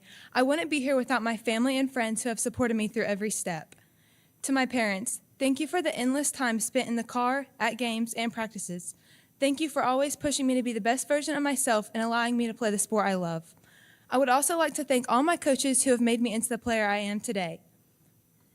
I would also like to say a huge thank you to the entire App State staff that have chosen to believe in me and allowed me to continue my softball career. Thank you.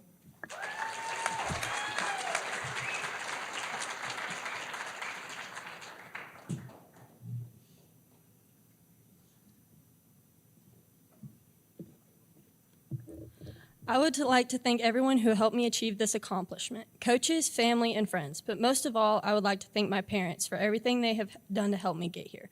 From driving me to the cages or lessons to spending the summer on the road with travel ball and being at every game and supporting me. I truly could not have made it this far without them pushing me to be the best I can. I would also like to thank God for giving me the ability to play this sport and giving me the opportunities I've had. Thank you for everyone who took their time out of the day to come here. I really appreciate it.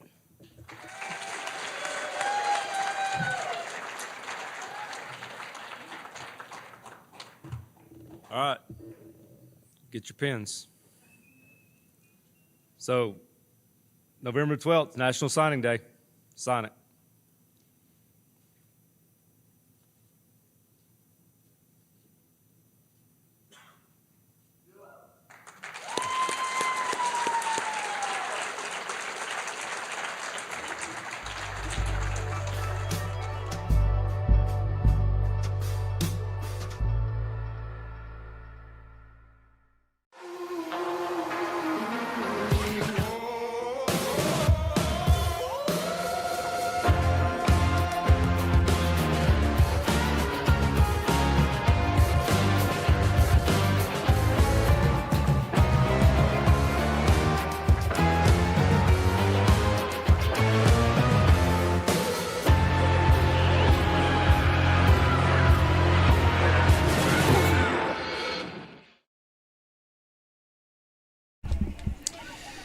And we welcome you back at the half here at Frank Barger Stadium in Hickory, North Carolina. Third round of the state 5A playoffs. George Young alongside Byron McClure, as it has been all red tornadoes here at this football game tonight. 27-0 is the score at the break. And the Panthers here in the second half. I know Coach Brooks wants to see some positive momentum, maybe get some scores on the board. If you could hit a couple of quick ones, you never know what could happen.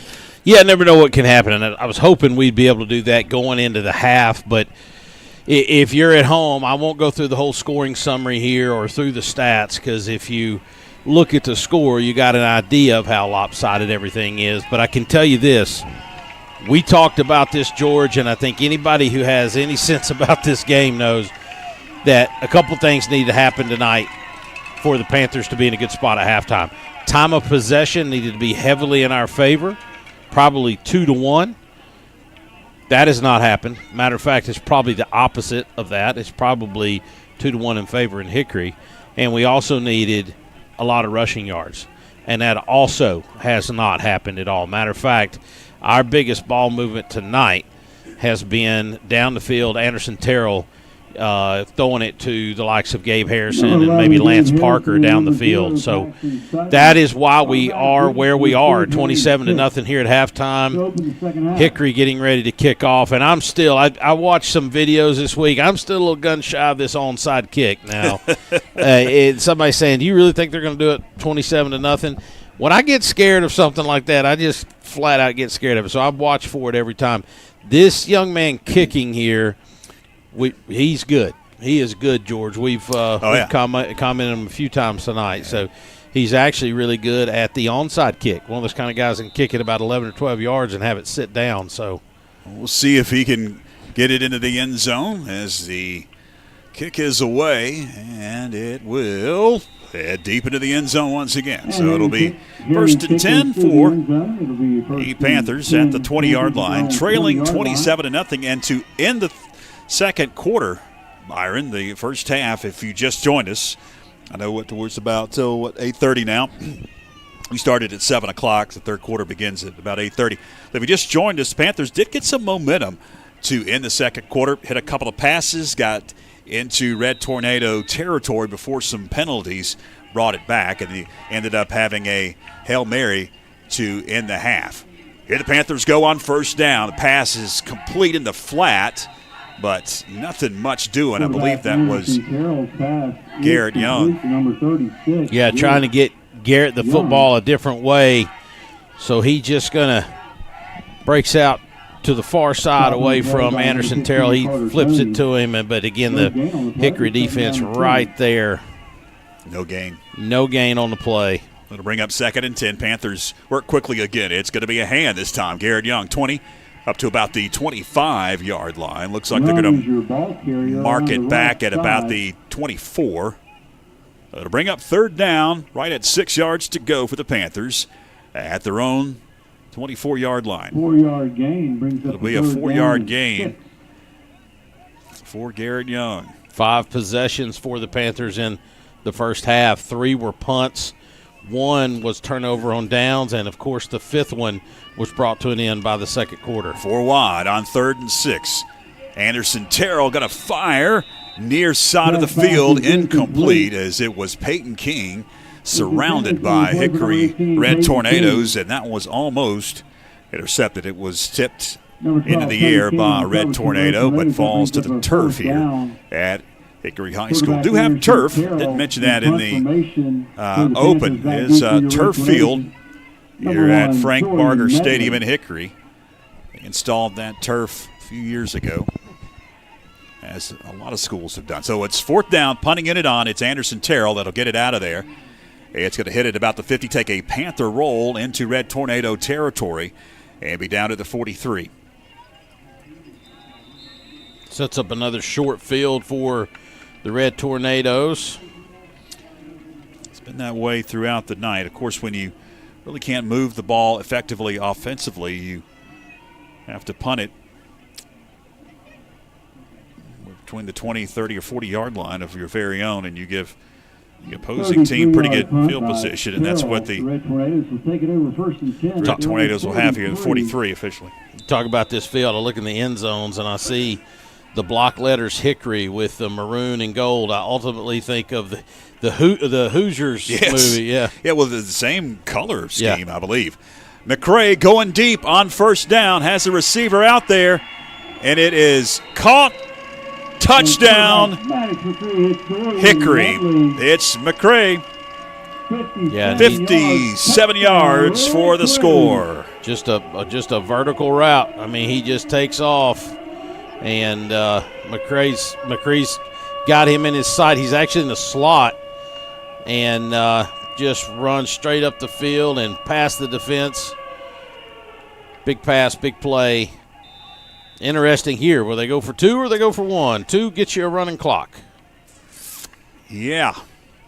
34 would not. 35 would. And it appears we may have the 2-point team on the field.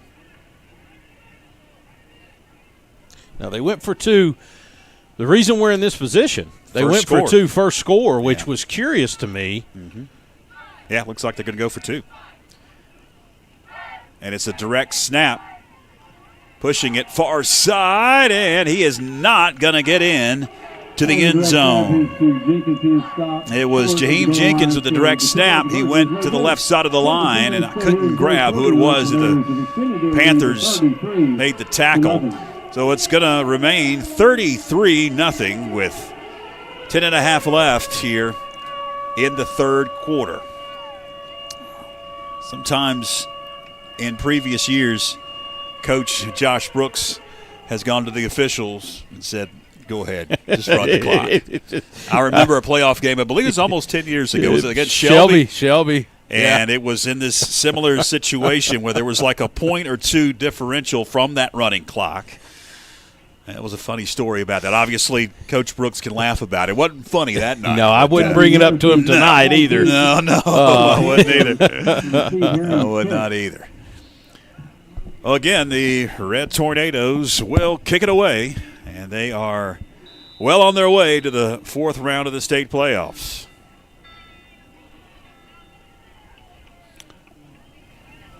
The official has given the signal, and you hear toe meat leather. And again, that one's going to sail out of the back of the end zone for the touchback, and the Panthers will come out 1st and 10.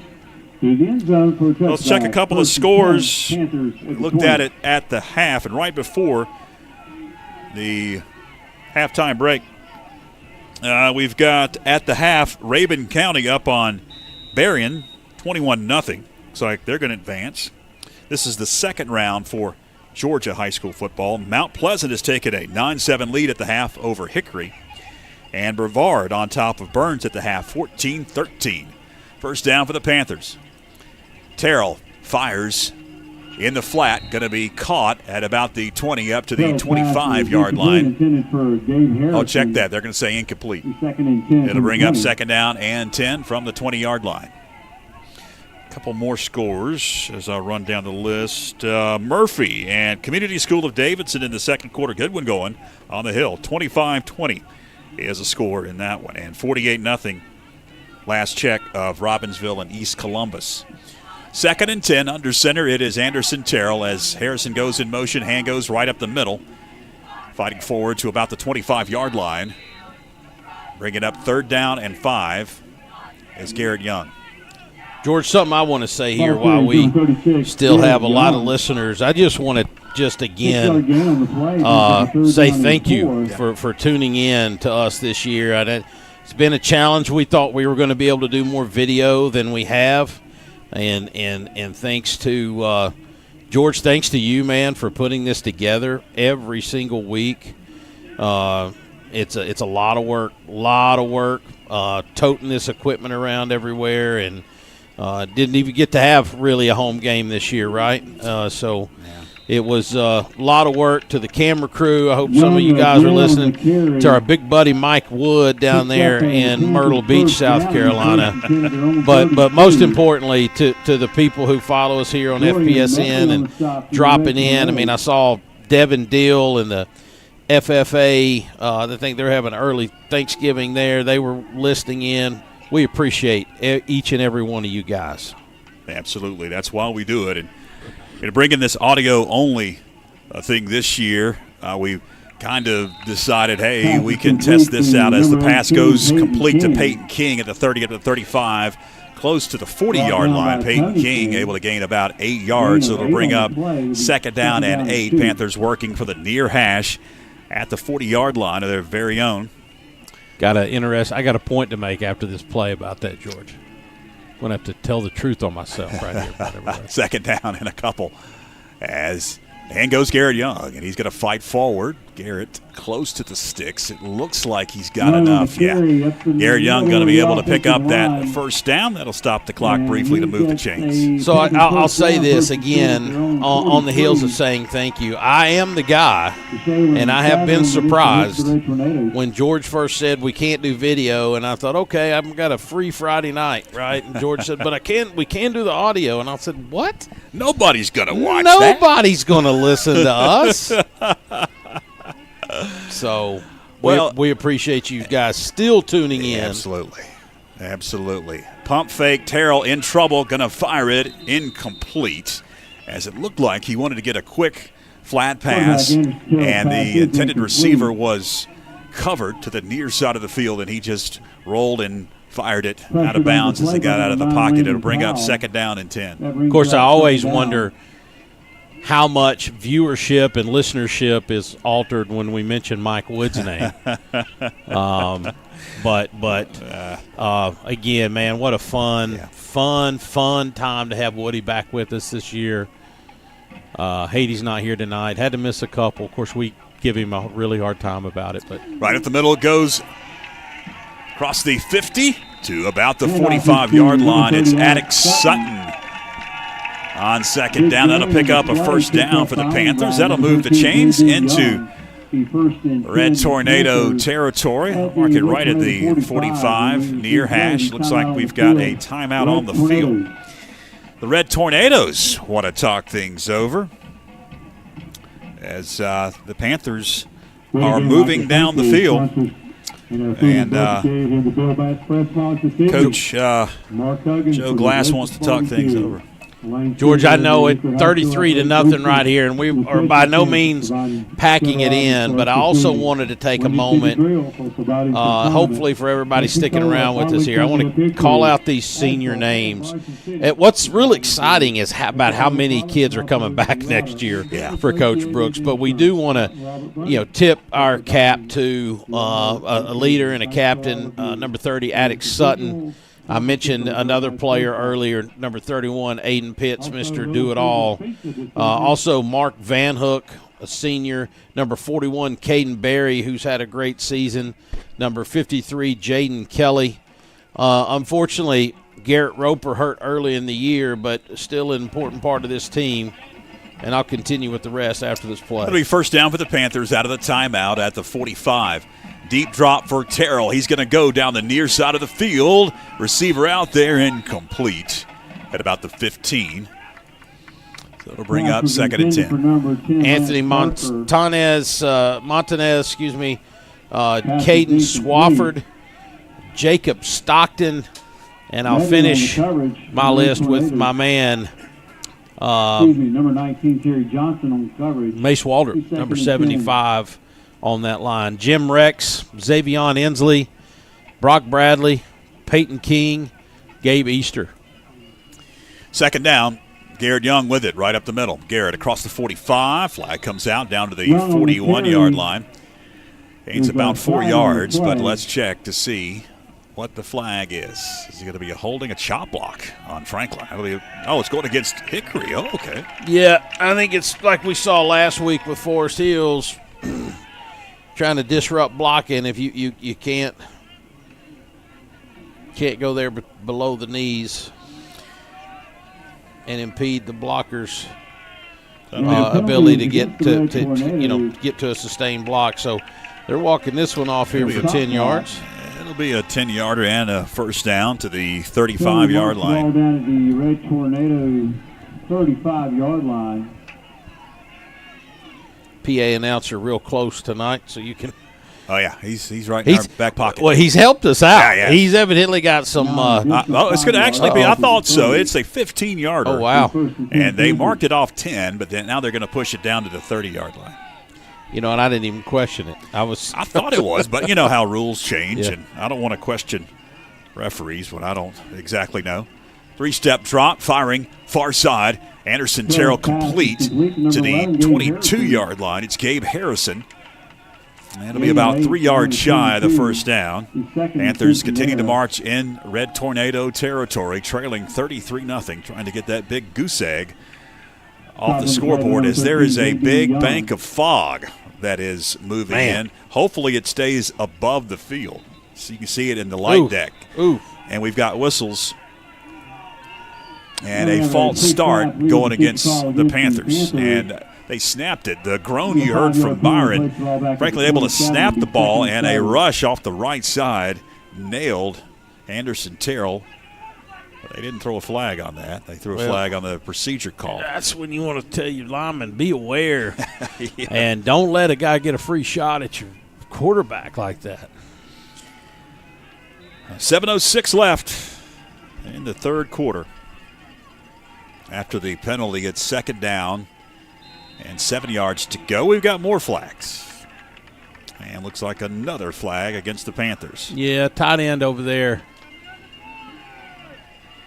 Once again, up out of his crouch. The only thing harder than 2nd and 7, 2nd and 12.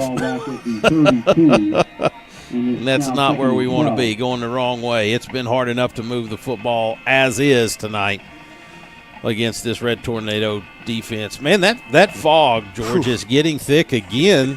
It had cleared up a little bit. 2nd and 12.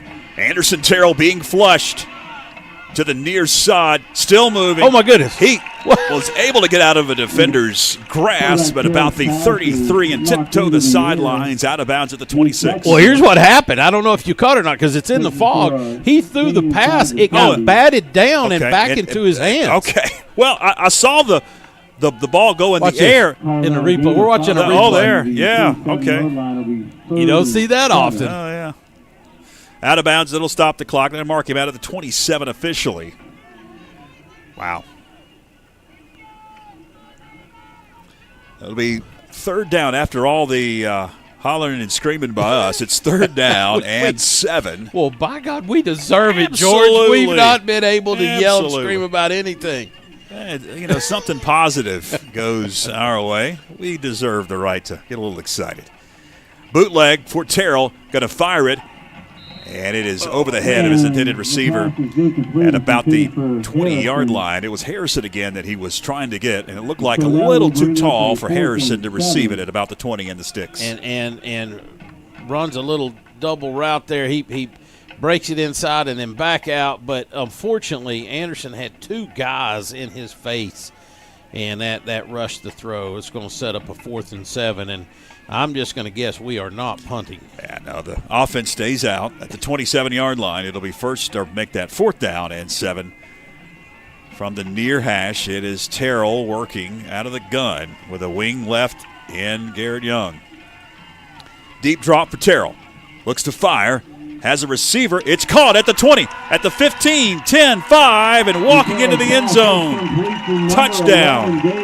Gabe Harrison. What a move by Gabe Harrison. Nice throw here out of shotgun. Anderson drops about 3 steps, throws an out to the far sideline. And on the catch, Gabe sort of ducks one defender, has one man to beat at the 10, and puts a little move on him. Touchdown, Panthers. So the big goose egg is off the scoreboard, and we'll have the PAT attempted by Juan Olvera. Juan Olvera to attempt the extra point. Snap is back. Kick is up and good, and we do have a flag, I believe. Good. No, we don't. 20 here to go in the third quarter. Hard to tell. Oh, yeah, there is a flag, but both teams are headed to each Well, okay, yeah. side of the Now I field. see it. Now, What is the flag is the question. All right, they'll sort it out. We will take a break, so stay with us. The winner will take home $456. Thank you to all that voted in the municipal elections. Every eligible voter should exercise their right to vote because every vote cast does make a difference. I look forward to hearing from you about your concerns and thoughts about the town we all love and call home. Franklin is truly a very unique town with so much potential for viable growth and increased tourism. Upon being sworn in on December 1st, I look forward to serving on the town council with my fellow council members, mayor, and other town officials, and being a part of many great things to come. Franklin has so much to offer, and I look forward to being a part of it. that's called Welcome back. We just had somebody win $460 here at Hickory High School. We're talking about the 50-50. That's what they were announcing. I believe there was a or the half and half. Whatever and you said half and half. That's something you put in coffee. But I get the difference. It makes sense. Yeah. So there was a penalty on Hickory after the penalty or after the PAT. It'll be a 15-yarder. So the Panthers actually are going to be kicking off at the 45 of Hickory in Hickory territory.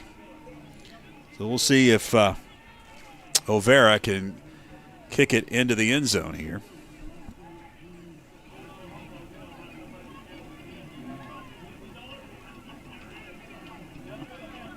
Yeah, it's a weird look, right? 45. Yeah, it really is.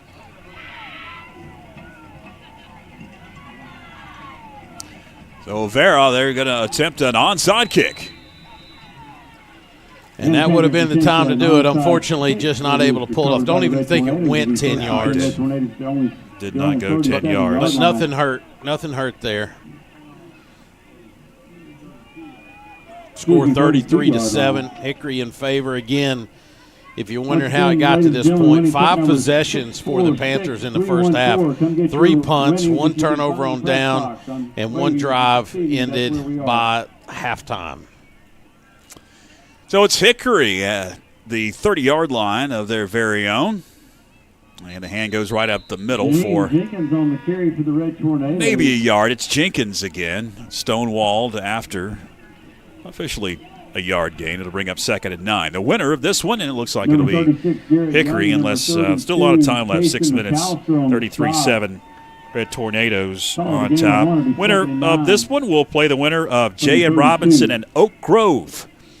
Robinson is the 2nd seed. So if Robinson's able to win, then Hickory will be on the road next week. If anybody listening has that score, send it to us. Yeah. On 2nd down, hand goes far side, moving across the 40, still moving. It's Jenkins into Panther territory, and they're going to mark him out at about the 47. It's a big gainer on 2nd down. Left side, man, he gets some really good blocks on that left side, George. And again, speedy up through there.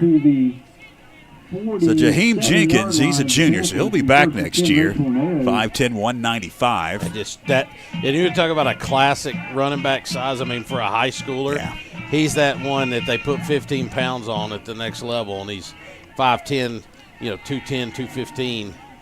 Well, the fog has set in here, and to be honest with you, Don't know who just got that one. It was right up the middle. I mean, it is getting If it were not pretty for thick. white helmets, we wouldn't be able to pick up anything. It's on getting it. pretty thick here. Yeah. It'll bring up second down and about 7. It was a 3-yard gain. Ticket number 646314. Just follow my voice. It'll be at the 42-yard line of the Panthers.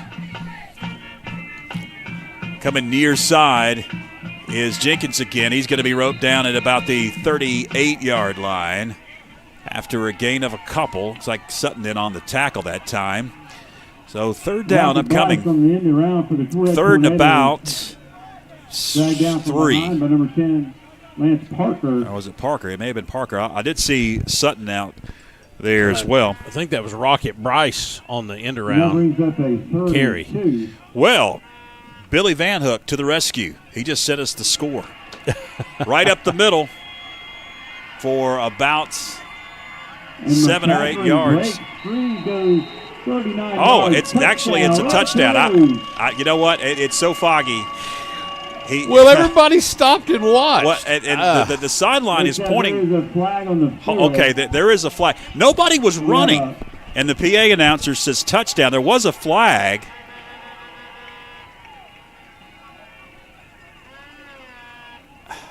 Wow. Literally, the end zone to the far side is in the fog. Yeah. And it's difficult to see. So we will check the mark here. It was 3rd down and 2.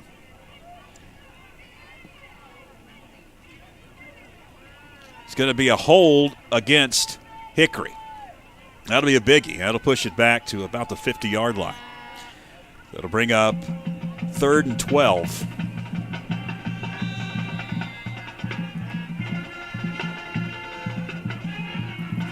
Hickory will work quickly after the penalty is marked off. McCray drops deep, fires near side, and it is incomplete. And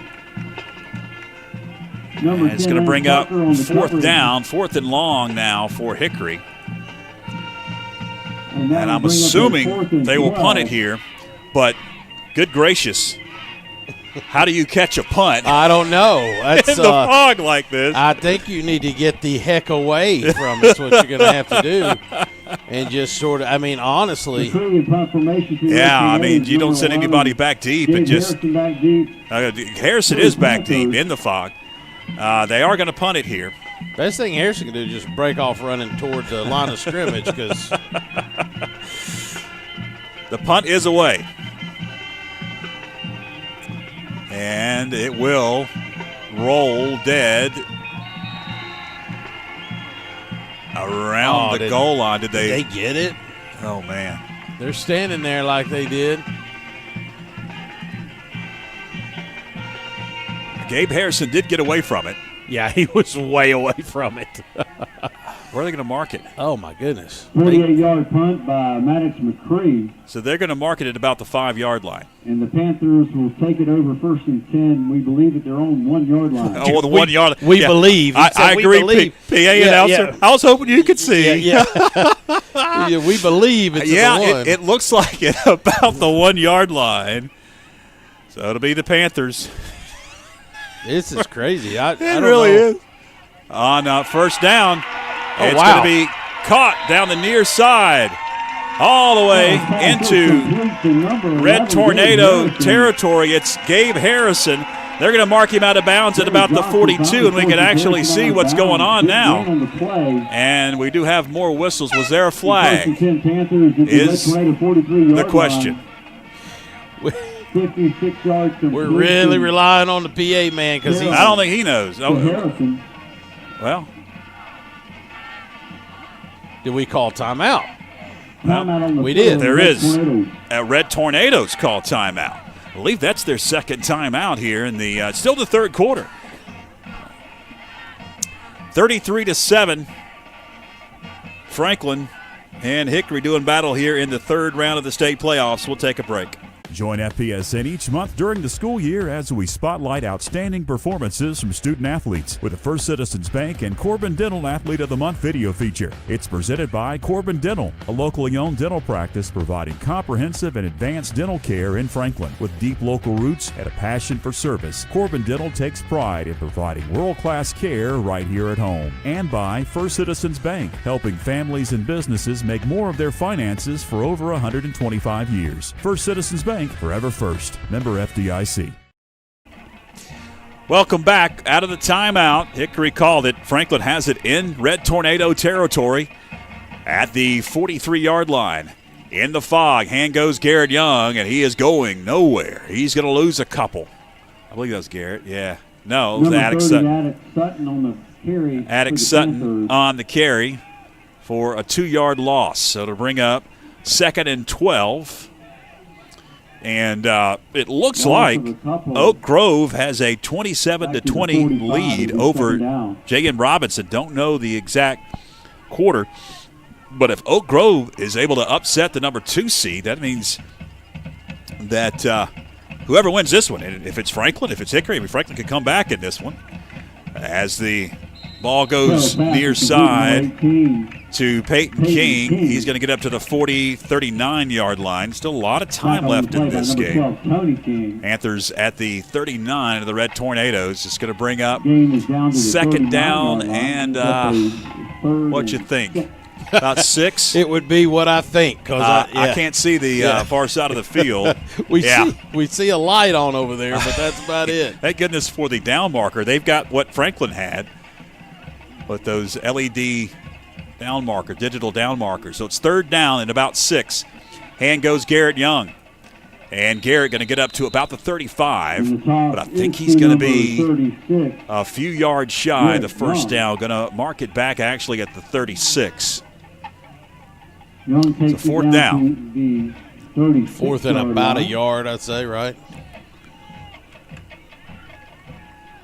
Yeah, I got to get it to, it looks like about the 35. Carter County and friends.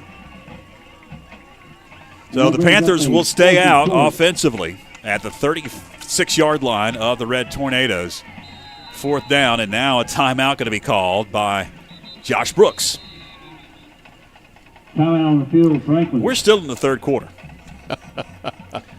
Minute 23 left, 4th down.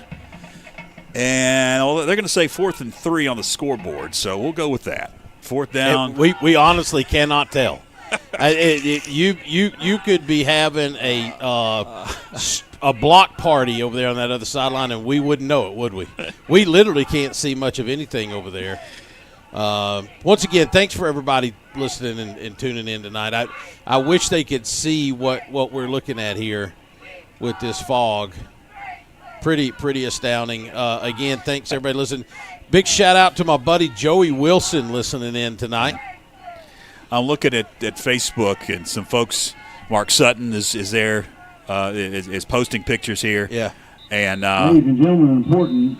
There's a couple other folks with the fog that are posting on Facebook. Let's see here. We got. Prices are now half price. That's half price at the concession stand. Every dollar. Well, you know that play clock that's in the far corner that people were blocking early on. That is so far from us being able to see that. Here we go on 4th down, and a long 2.5, 3 yards to go. Panthers scrimmaging from the 36-yard line of the Red Tornadoes. It'll be under center for Terrell on 4th down. He's going to drop, look to fire, down the seam, and it is incomplete. Yeah. Terrell's pass is incomplete. Who was he looking for? Number 10, Lance Parker. Okay. It might have been Josh Brooks. I have no idea. We'll go with what the PA announcer says, Lance Parker. Yeah, I think it was Lance. That's right down the seam. So it's a turnover on downs. So we have seen 2 turnover on downs in this vicinity of the field for the Panthers. Had a very close 4th down play. They had to bring the chains across. So the Red Tornadoes take over at their own 36-yard line as the fog has set in here at Frank Barger Stadium in Hickory tonight. On first down, Hickory just going to run near side up to the 40-yard line. That'll start the clock ticking, and we will tick under 60 seconds here. Jenkins, the ball carry. He's got the bulk of the carries for Coach Joe Glass and the Hickory Red Tornadoes. Jaheim Jenkins, junior running back. Garrett Young on the tackle there.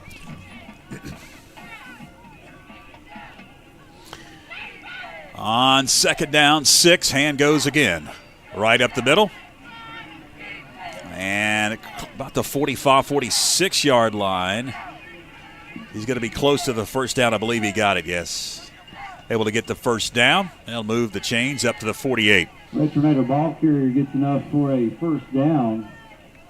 The 1st and 10 at their own 49. To echo your words, we're still in the third quarter. Yeah. 30 odd seconds left here.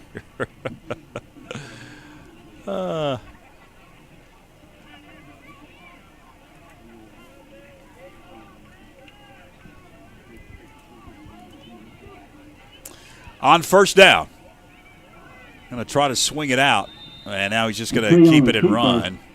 Is the quarterback for about a 4-yard gain into Panther territory to the 48-yard line, and that may be the final out. Looks like they want to run a play here. It'll be 2nd and 7 from there. Yeah, maybe not. They're looking at the sideline, and you're going to have to hurry if they do.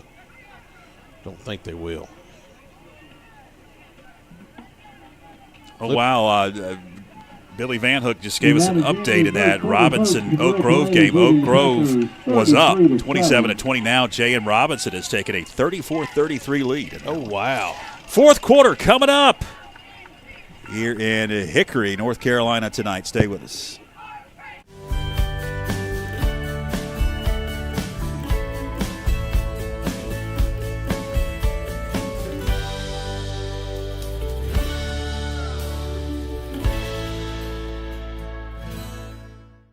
Need underbrush cleared? Have a stump that needs grinding? A tree that's become a hazard on your property? Call Carson Tree Service for a free estimate today. Whether it's landscaping or view cuts, he can help. Fully licensed and insured. Call Cheyenne Carson at 828-526-6213.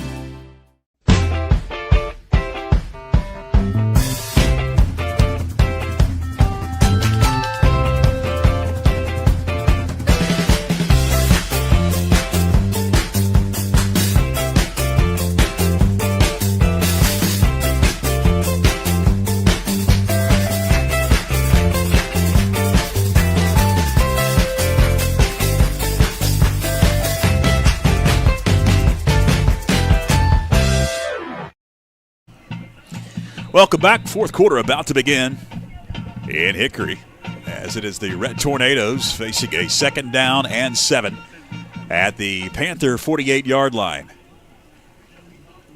Dropping back. Now the delayed handoff up the middle for about 3, maybe 4 yards. So it's going to bring up 3rd down and short on the tackle for the Red Tornadoes. As we are into the fourth quarter. Really all the scoring came in the first half. If you just joined us, on 3rd down and 3. Jenkins is your ball Jenkins carrier. He takes it down right to up the 40. middle to the 40-yard line. That should be enough for Red Tornado first down. Yeah, they're going to move the chains. I was saying most of the scoring, in fact, it was 27-0 at the half.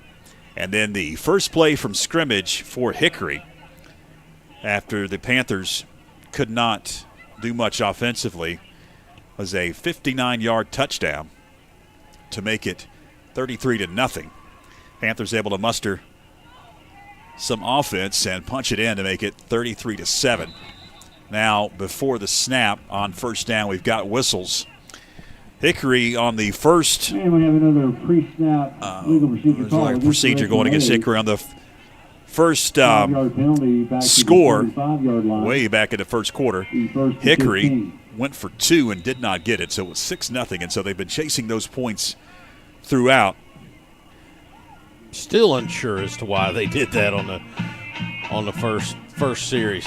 Could have gone up 35-0, and that would have triggered a running clock. They did go for 2 to try to make it 35-0, but could not get the 2-point conversion as the ball goes right up the middle. They're going to cut it right side to about the 39-yard line. 39. Gain of right about 5 yards. So it's going to bring up 2nd and 10 for the Red Tornadoes.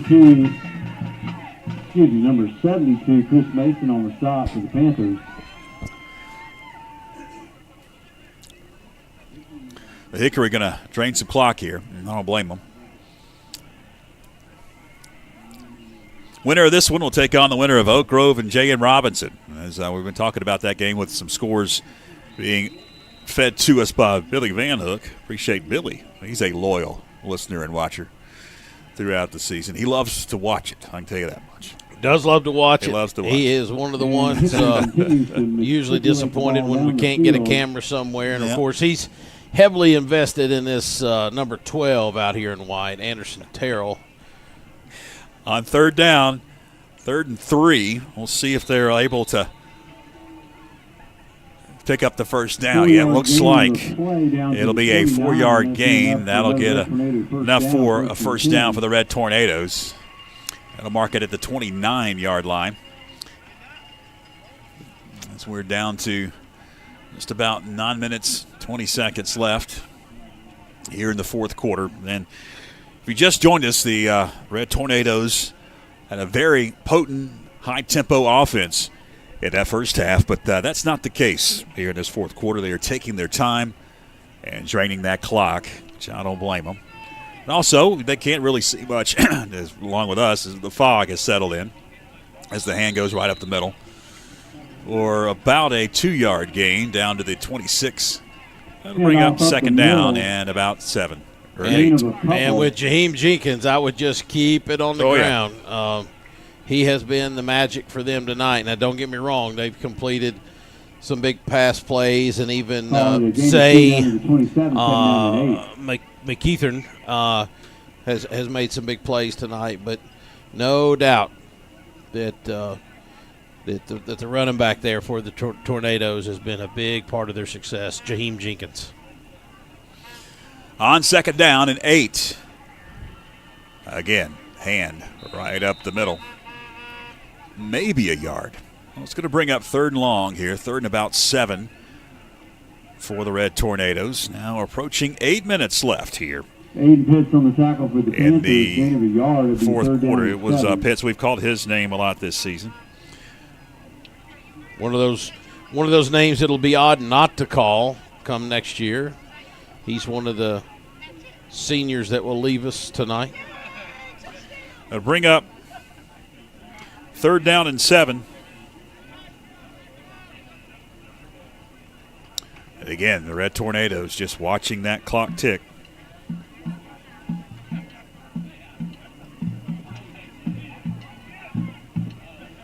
Goes off the right side. Does the run play. I don't think he got it, though. Pass is Guys, again, if you're at home, I promise you we are guessing on some of this because it's – And it's going to bring up 4th down. They've got the 4th down marker on that giant LED down marker across the way. So we approach 7 minutes left. We finally can see the play clock again. Yeah. It's funny, the fog is just really in the middle of the field. It's so heavy. And the light is illuminating that far side. Yeah. Herring on to attempt a field goal. And Dan Hunter has informed us Pisgah's gone up on Mount Pleasant. A field goal going to be attempted. It's going to be a 43-yarder. The kick is up, and Herring's kick is up and good. The kick is good. Wow. Through the fog.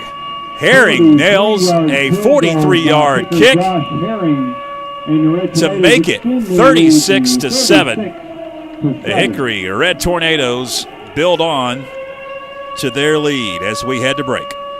Thank you to all that voted in the municipal elections. Every eligible voter should exercise their right to vote because every vote cast does make a difference. I look forward to hearing from you about your concerns and thoughts about the town we all love and call home. Franklin is truly a very unique town. with so much potential for viable growth and increased tourism. Upon being sworn in on December 1st, I look forward to serving on the town council with my fellow council members, mayor, and other town officials, and being a part of many great things to come. Franklin has so much to offer, and I look forward to being a part of it. Welcome back.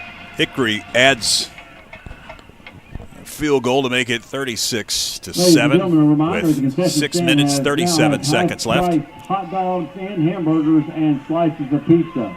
And the Red Tornadoes will kick it away, as we have seen every kickoff go into the end zone. Harrington kick it off. It'll be Harrington again. He's got a powerful leg. He'll kick it into the fog.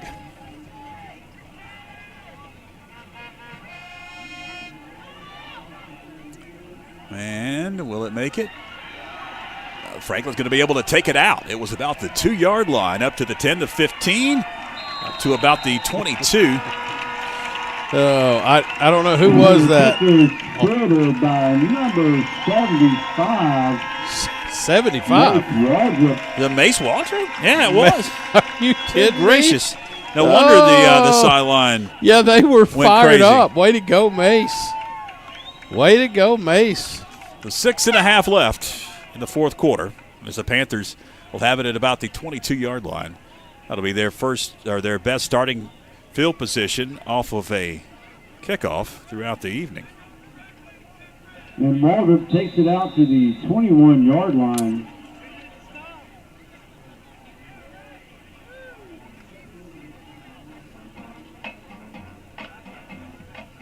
So Anderson Terrell on first down will send a man in motion.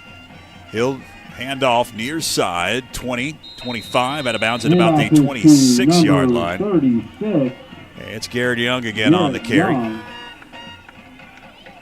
He'll stop the clock. 6:22 left, out of bounds at the 26, so a gain right at 4 yards. Brings up 2nd down and 6. Garrett, one of the many starters that'll be back next year. But again, I want to go through this list of names here, these seniors we're losing. Jim Rex, Xavion Inslee, Brock Bradley, Peyton King, Gabe Easter. On 2nd down. Nothing doing. We'll bring up 3rd down. Number 30, Attic Sutton. Number 31, Aiden Pitts. Number 34, Mark Van Hook. Number 41, Caden Berry. Number 53, Jaden Kelly. Number 64, Garrett Roper. Number 66, Anthony Montanez. Number 70, Caden Swafford. Number 77, Jacob Stockton. And number 75, the return man, Mace Waldrop. Yeah. Terrell will work out of the gun. On 3rd and 5, drops, fires. Heading to the near side. Panther sideline wanted a flag as it is incomplete. I think they're going to get one. I do believe there is a flag, yeah. Hard to tell. Yeah, it looks like there is. Yep, right there at his feet. Yep. So that'll stop the clock. 5:55 left here in the fourth. That will be an automatic first down for the Panthers. It will be pass interference on the Red Tornadoes. Going to push it out to about the 40-yard line. Going to push it across the 40 to the 42 marked off of their very own. 42-yard line will be 1st and 10 Panthers. Panthers will work now quickly. Got the 42 with Harrison going in motion. Anderson Terrell under center. He is going to hand Garrett Young. 40, 45. Garrett slung out of bounds at the 47. So Garrett able to gain about 5 yards on first down. 2nd and 5. Well, I know Garrett's not had his typical big night, but I can promise you, and you can tell by the way this Hickory defense showed up tonight, number 36 had been talked about all week in practice. 2nd and 5. Terrell. Hands. We'll check that. And Young breaks free on a big carry. It was. It was. 31-yard line. Garrett Young. Couldn't tell for a minute, but it was Garrett Young. Yeah. Garrett took off right up the middle and cut it to the near side. Garrett Young able to bust free and get down to the 32. Speak of the devil there. I'm sitting here folding the 10 up on him, and he Reels off a big run down to the 32. Down to the red Tornado 32. Panthers marching. And to Garrett once again. He is going to cut it up at the 25. 20. Garrett Young still moving all the way down to the 6, 5, 4, 3 yard line. They're going to mark him out of bounds. It'll be first and goal for the Panthers. Hold on. We do have, I believe, possibly a flag back here. The line of scrimmage.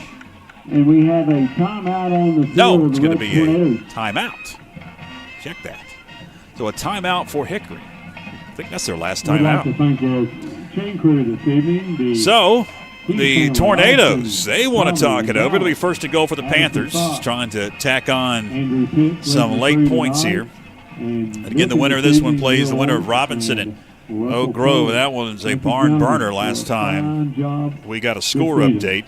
I'll see if we can grab a couple of more area scores here. Brevard has gone up 17-13 over Burns. That's in the fourth quarter. Mitch and Pisgah has taken a lead over Mount Pleasant in the 4A playoffs, 15-9.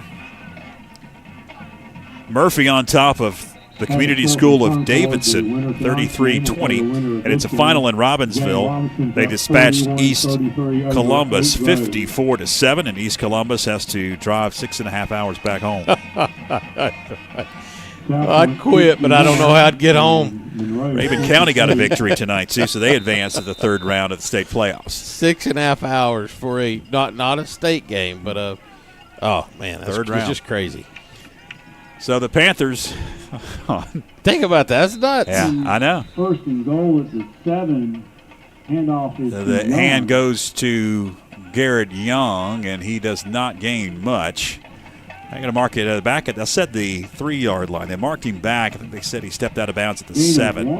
It will be a gain of a yard. It'll bring up second and goal from the 6. Second and goal. Hickory called a timeout. They tightened that defense back up. They'd seen enough of Garrett Young 2 runs in a row. We'll see what Coach Josh Brooks dials up, trying to tack some on here. Be nice to put the Panthers in double figures as we. Second and goal as the hand goes left side. And he did not make it. He's going to be a few yards shy. 36, Garrett Young again. Garrett Young. He stopped in the backfield. Loss of 3 back to the 9. So it'll be they're going to call it a loss. Third down, and that was to the far side of the field where it's really foggy over there. Bring up third and goal from the 9 yard line now. They went to the far side of the field. We'll see if they come maybe to the wide side on this play, as it'll be third and goal. Terrell's pass is incomplete. The pass does fall incomplete. For number 19, Todd Callahan, and that brings up a 4th and goal. So fourth and goal now after the incomplete pass. 9 yards to go. 3:55 left on the clock. And for all intents and purposes, of course, even with the Panthers score, Hickory looking like they're going to, depending on how that game comes out, is that still 34-33? That was the last update that I got. Let's see here. So they'll have to go to J.M. Robinson, but they would host Oak Ridge. Is that right? Well, let's see here. 41-33 is the latest score. I said Oak Ridge. Oh, yeah, Oak Where my Grove. son goes to school. Oak Grove is what I meant. Yeah. Oak Ridge is closer to us than Oak Grove is. Right, yeah. That's true. That's true. So Hickory would have to travel to J.N. Robinson if they ended up winning. If Oak Grove came back, trailing 41-33, then Oak Grove would come to Hickory. So a timeout on the field. Panthers talking it over on fourth and goal at the 9 yard line. 3:55 left in this third round of the state playoffs. First time the Panthers have made it this far since 2017. And their best record, the best win total since 2017, with 9 wins coming into tonight's contest. And listen, we dropped this one here and we end up 9-3. Man, I'm going to remind you, I think a year ago we were 2-8. just what a great turnaround and a great testament to the coaching staff. But this group of kids, too, I'm pretty sure if you catch Coach Josh Brooks out in town, he's bragging on this bunch of kids. He's really enjoyed coaching this group of kids that play for each other and to play hard. The 4th and goal from the 9-yard line. Panthers take out. Right up the middle. Is he in, is the question. No signal yet. There it is. There we go. Touchdown, Franklin. That was they brought that call in by Pony Express, I think. Everybody over here trying to figure out whether he got in or not. It took a minute to get the signal.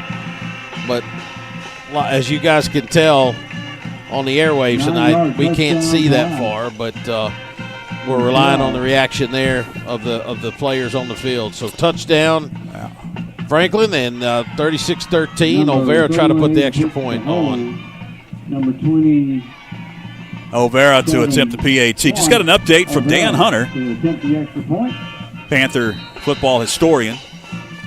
Give a big shout out to Dan Hunter throughout the season. He has been giving us all kinds of good information. This giant text that he compiles and he sends to us, it is invaluable information. And there's only a few people that know the kick is up and the kick is good, and he is one of them that know all the history. That the Panthers get onto the scoreboard once again. Now 36-13 with 3 minutes and 42 seconds left here in the fourth quarter. We'll take a break and come back for the kickoff right after this. Join FPSN each month during the school year as we spotlight outstanding performances from student athletes with the First Citizens Bank and Corbin Dental Athlete of the Month video feature. It's presented by Corbin Dental, a locally owned dental practice providing comprehensive and advanced dental care in Franklin. With deep local roots and a passion for service, Corbin Dental takes pride in providing world-class care right here at home. And by First Citizens Bank, helping families and businesses make more of their finances for over 125 years. First Citizens Bank, forever first. Member FDIC. Welcome back. 3:42 left. Did get an update from Dan Hunter. I gave him a big shout out. He is keeping track of that Pisgah and Mount Pleasant ball game. That's in the fourth quarter and now tied at 15 with 2 minutes left. That one's going down to the wire in the third round of the 4A state playoffs. Pisgah, Tuscola in 4A. And the Panthers will kick it deep. And it's going to be covered up at about the 28-yard line by the Red Tornadoes. I believe it was Rocket Bryce. Yeah, Hickory will win this game, but they also get name of the game. Yeah, absolutely.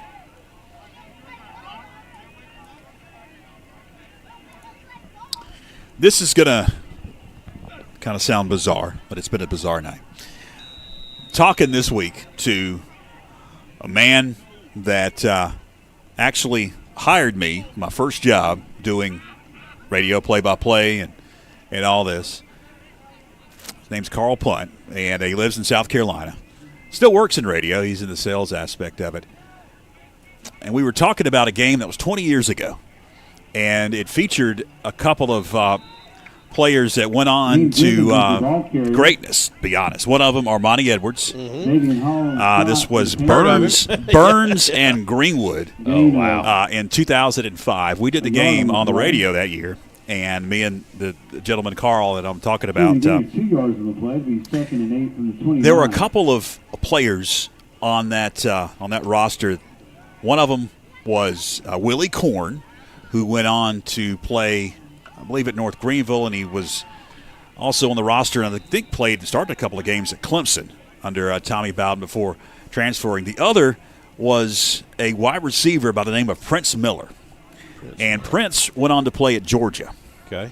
And I think he played in the league for a while. Yes. And I remember we got to talking about they were a pretty cocky team. They ended up laying a half 100 on Greenwood that night. They were a high-flying offense and won the state championship in 4A in South Carolina. That's in fact, serious football, right? I believe it was 4 straight that Bobby Bentley and Burns were putting together then. And the Prince Miller kid, he he was pretty confident, I'll just put it that way, of himself. Yeah. And we were talking about it, and I remember making the comment that, well, if you have the name Prince, you have to be pretty confident about yourself. You better be. And I'm sure that the kid, to wrap this story together, the kid on the roster for Hickory by the name of Rocket, he's got to be fast. Got to be fast, got to be confident.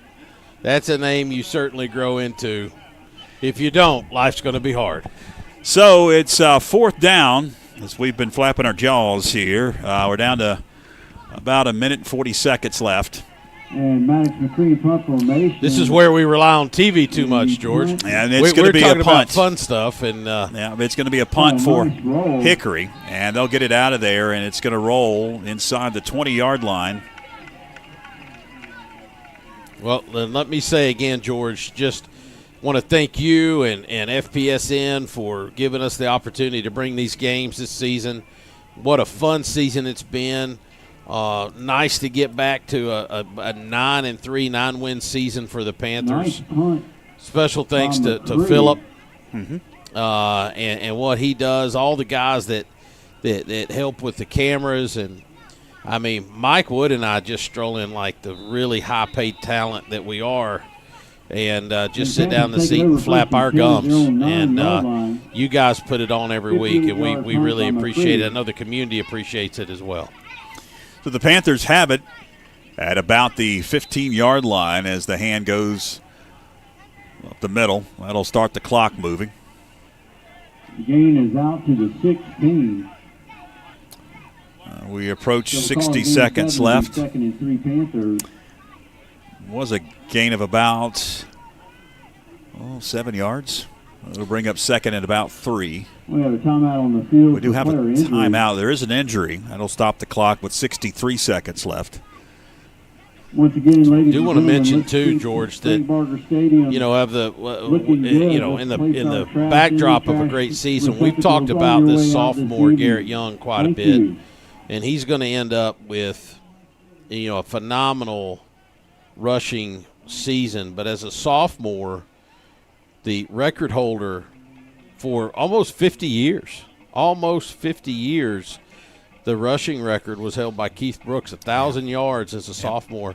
And this kid, two things I got to say. This kid has shattered it, and it's pretty dang impressive to keep a record at any level for almost 50 years. So congratulations there to Coach Brooks, but Keith Brooks, that is. But what a fun time we're going to have watching number 36 Garrett Young and all of these returning players next year. A lot of young talent that comes back for the Panthers next year. So Franklin took to the air on second down, incomplete. It'll stop the clock, 56 seconds left, bring up third down at a couple. At the 16 of their very own. And the fog, it is set in. It's one of those mornings where you need those fog lamps. That's how it looks. No matter what happens over this next 56 seconds, and we'll let this play go here. See if the Panthers can pick up the first down. And pass was incomplete. So it's going to bring up fourth down. And will they go for it or punt it? That's the question. I would say they go for it. But you're at your 16-yard line, but Hickory will just take a knee and get out of Dodge. And it looks like they will be playing J.M. Robinson. It looks like that one's gone final. Yes, it's gone final. On fourth down, pass was complete. Did he get enough for the first down is the question. It's going to be close. Gets enough for a Panther it's going to be a first down, so they'll start the clock moving here in a second. You think the receiver was Lance Parker. A lot of tears going to be shed tonight, George, by all of these seniors and mamas and daddies watching their kids play for the last time. Shotgun for Anderson Terrell up to the 24-yard line. He's going to drop.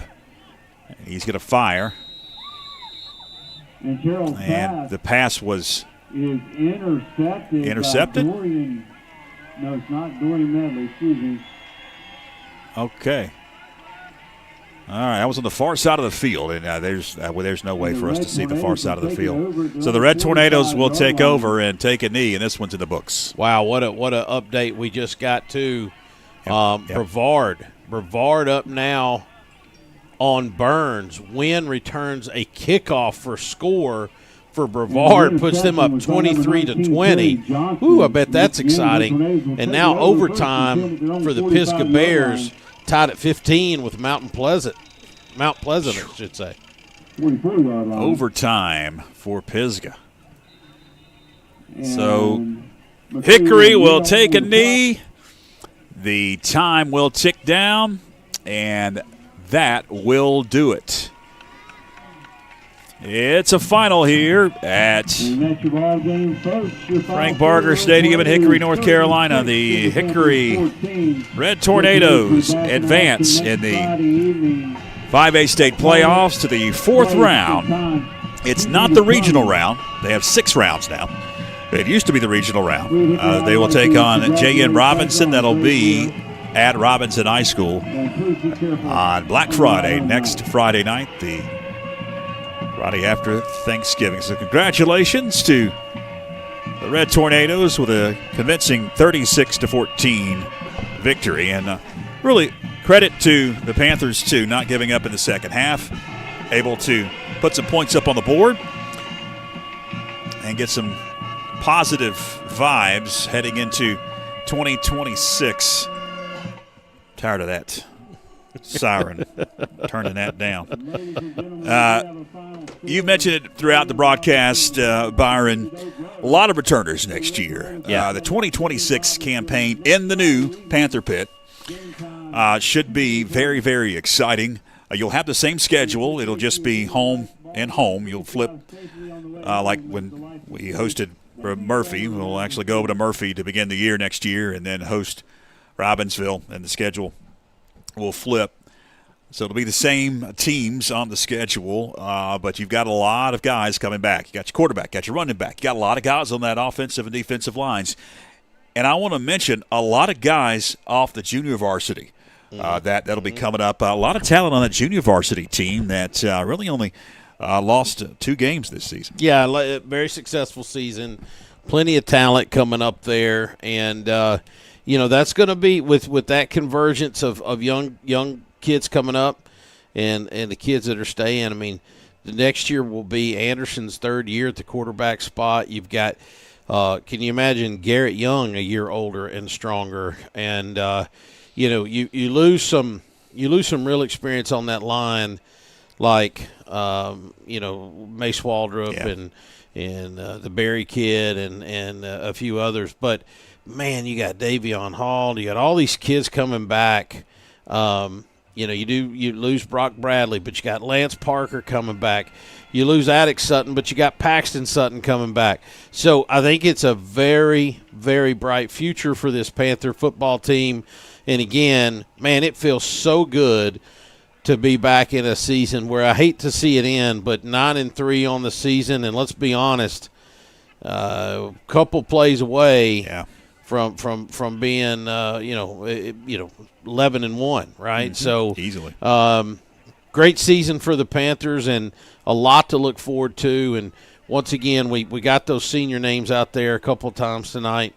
There's going to be some tears tonight, some reflection, and you go on through life, and thank God high school football is not the most important thing, but it is a very big part of a young man's life, and the lessons they've learned here and the way they went out as a senior, something they've got to look back and be proud of for years to come. Well, that's going to wrap up the football portion of our broadcast season. We've got basketball coming up, just about a week away. A week from Tuesday, we will tip it off here on the network as Franklin opens up the season against the North Buncombe Blackhawks. At the Panther Den, we'll have both girls and boys action right here on the Franklin Panther Sports Network. Thanks to you, our viewers throughout the season. Thanks to all the folks who have supported us via advertising and sponsorship.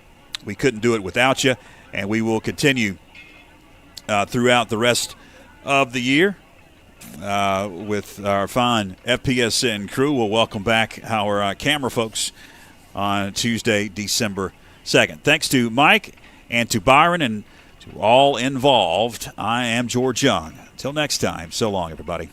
Take a trip back in time with The Final Whistle, 75 Years of History, the Panther Pit documentary.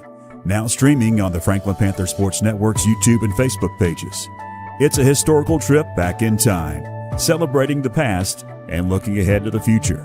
It's loaded with many interviews from former coaches and players.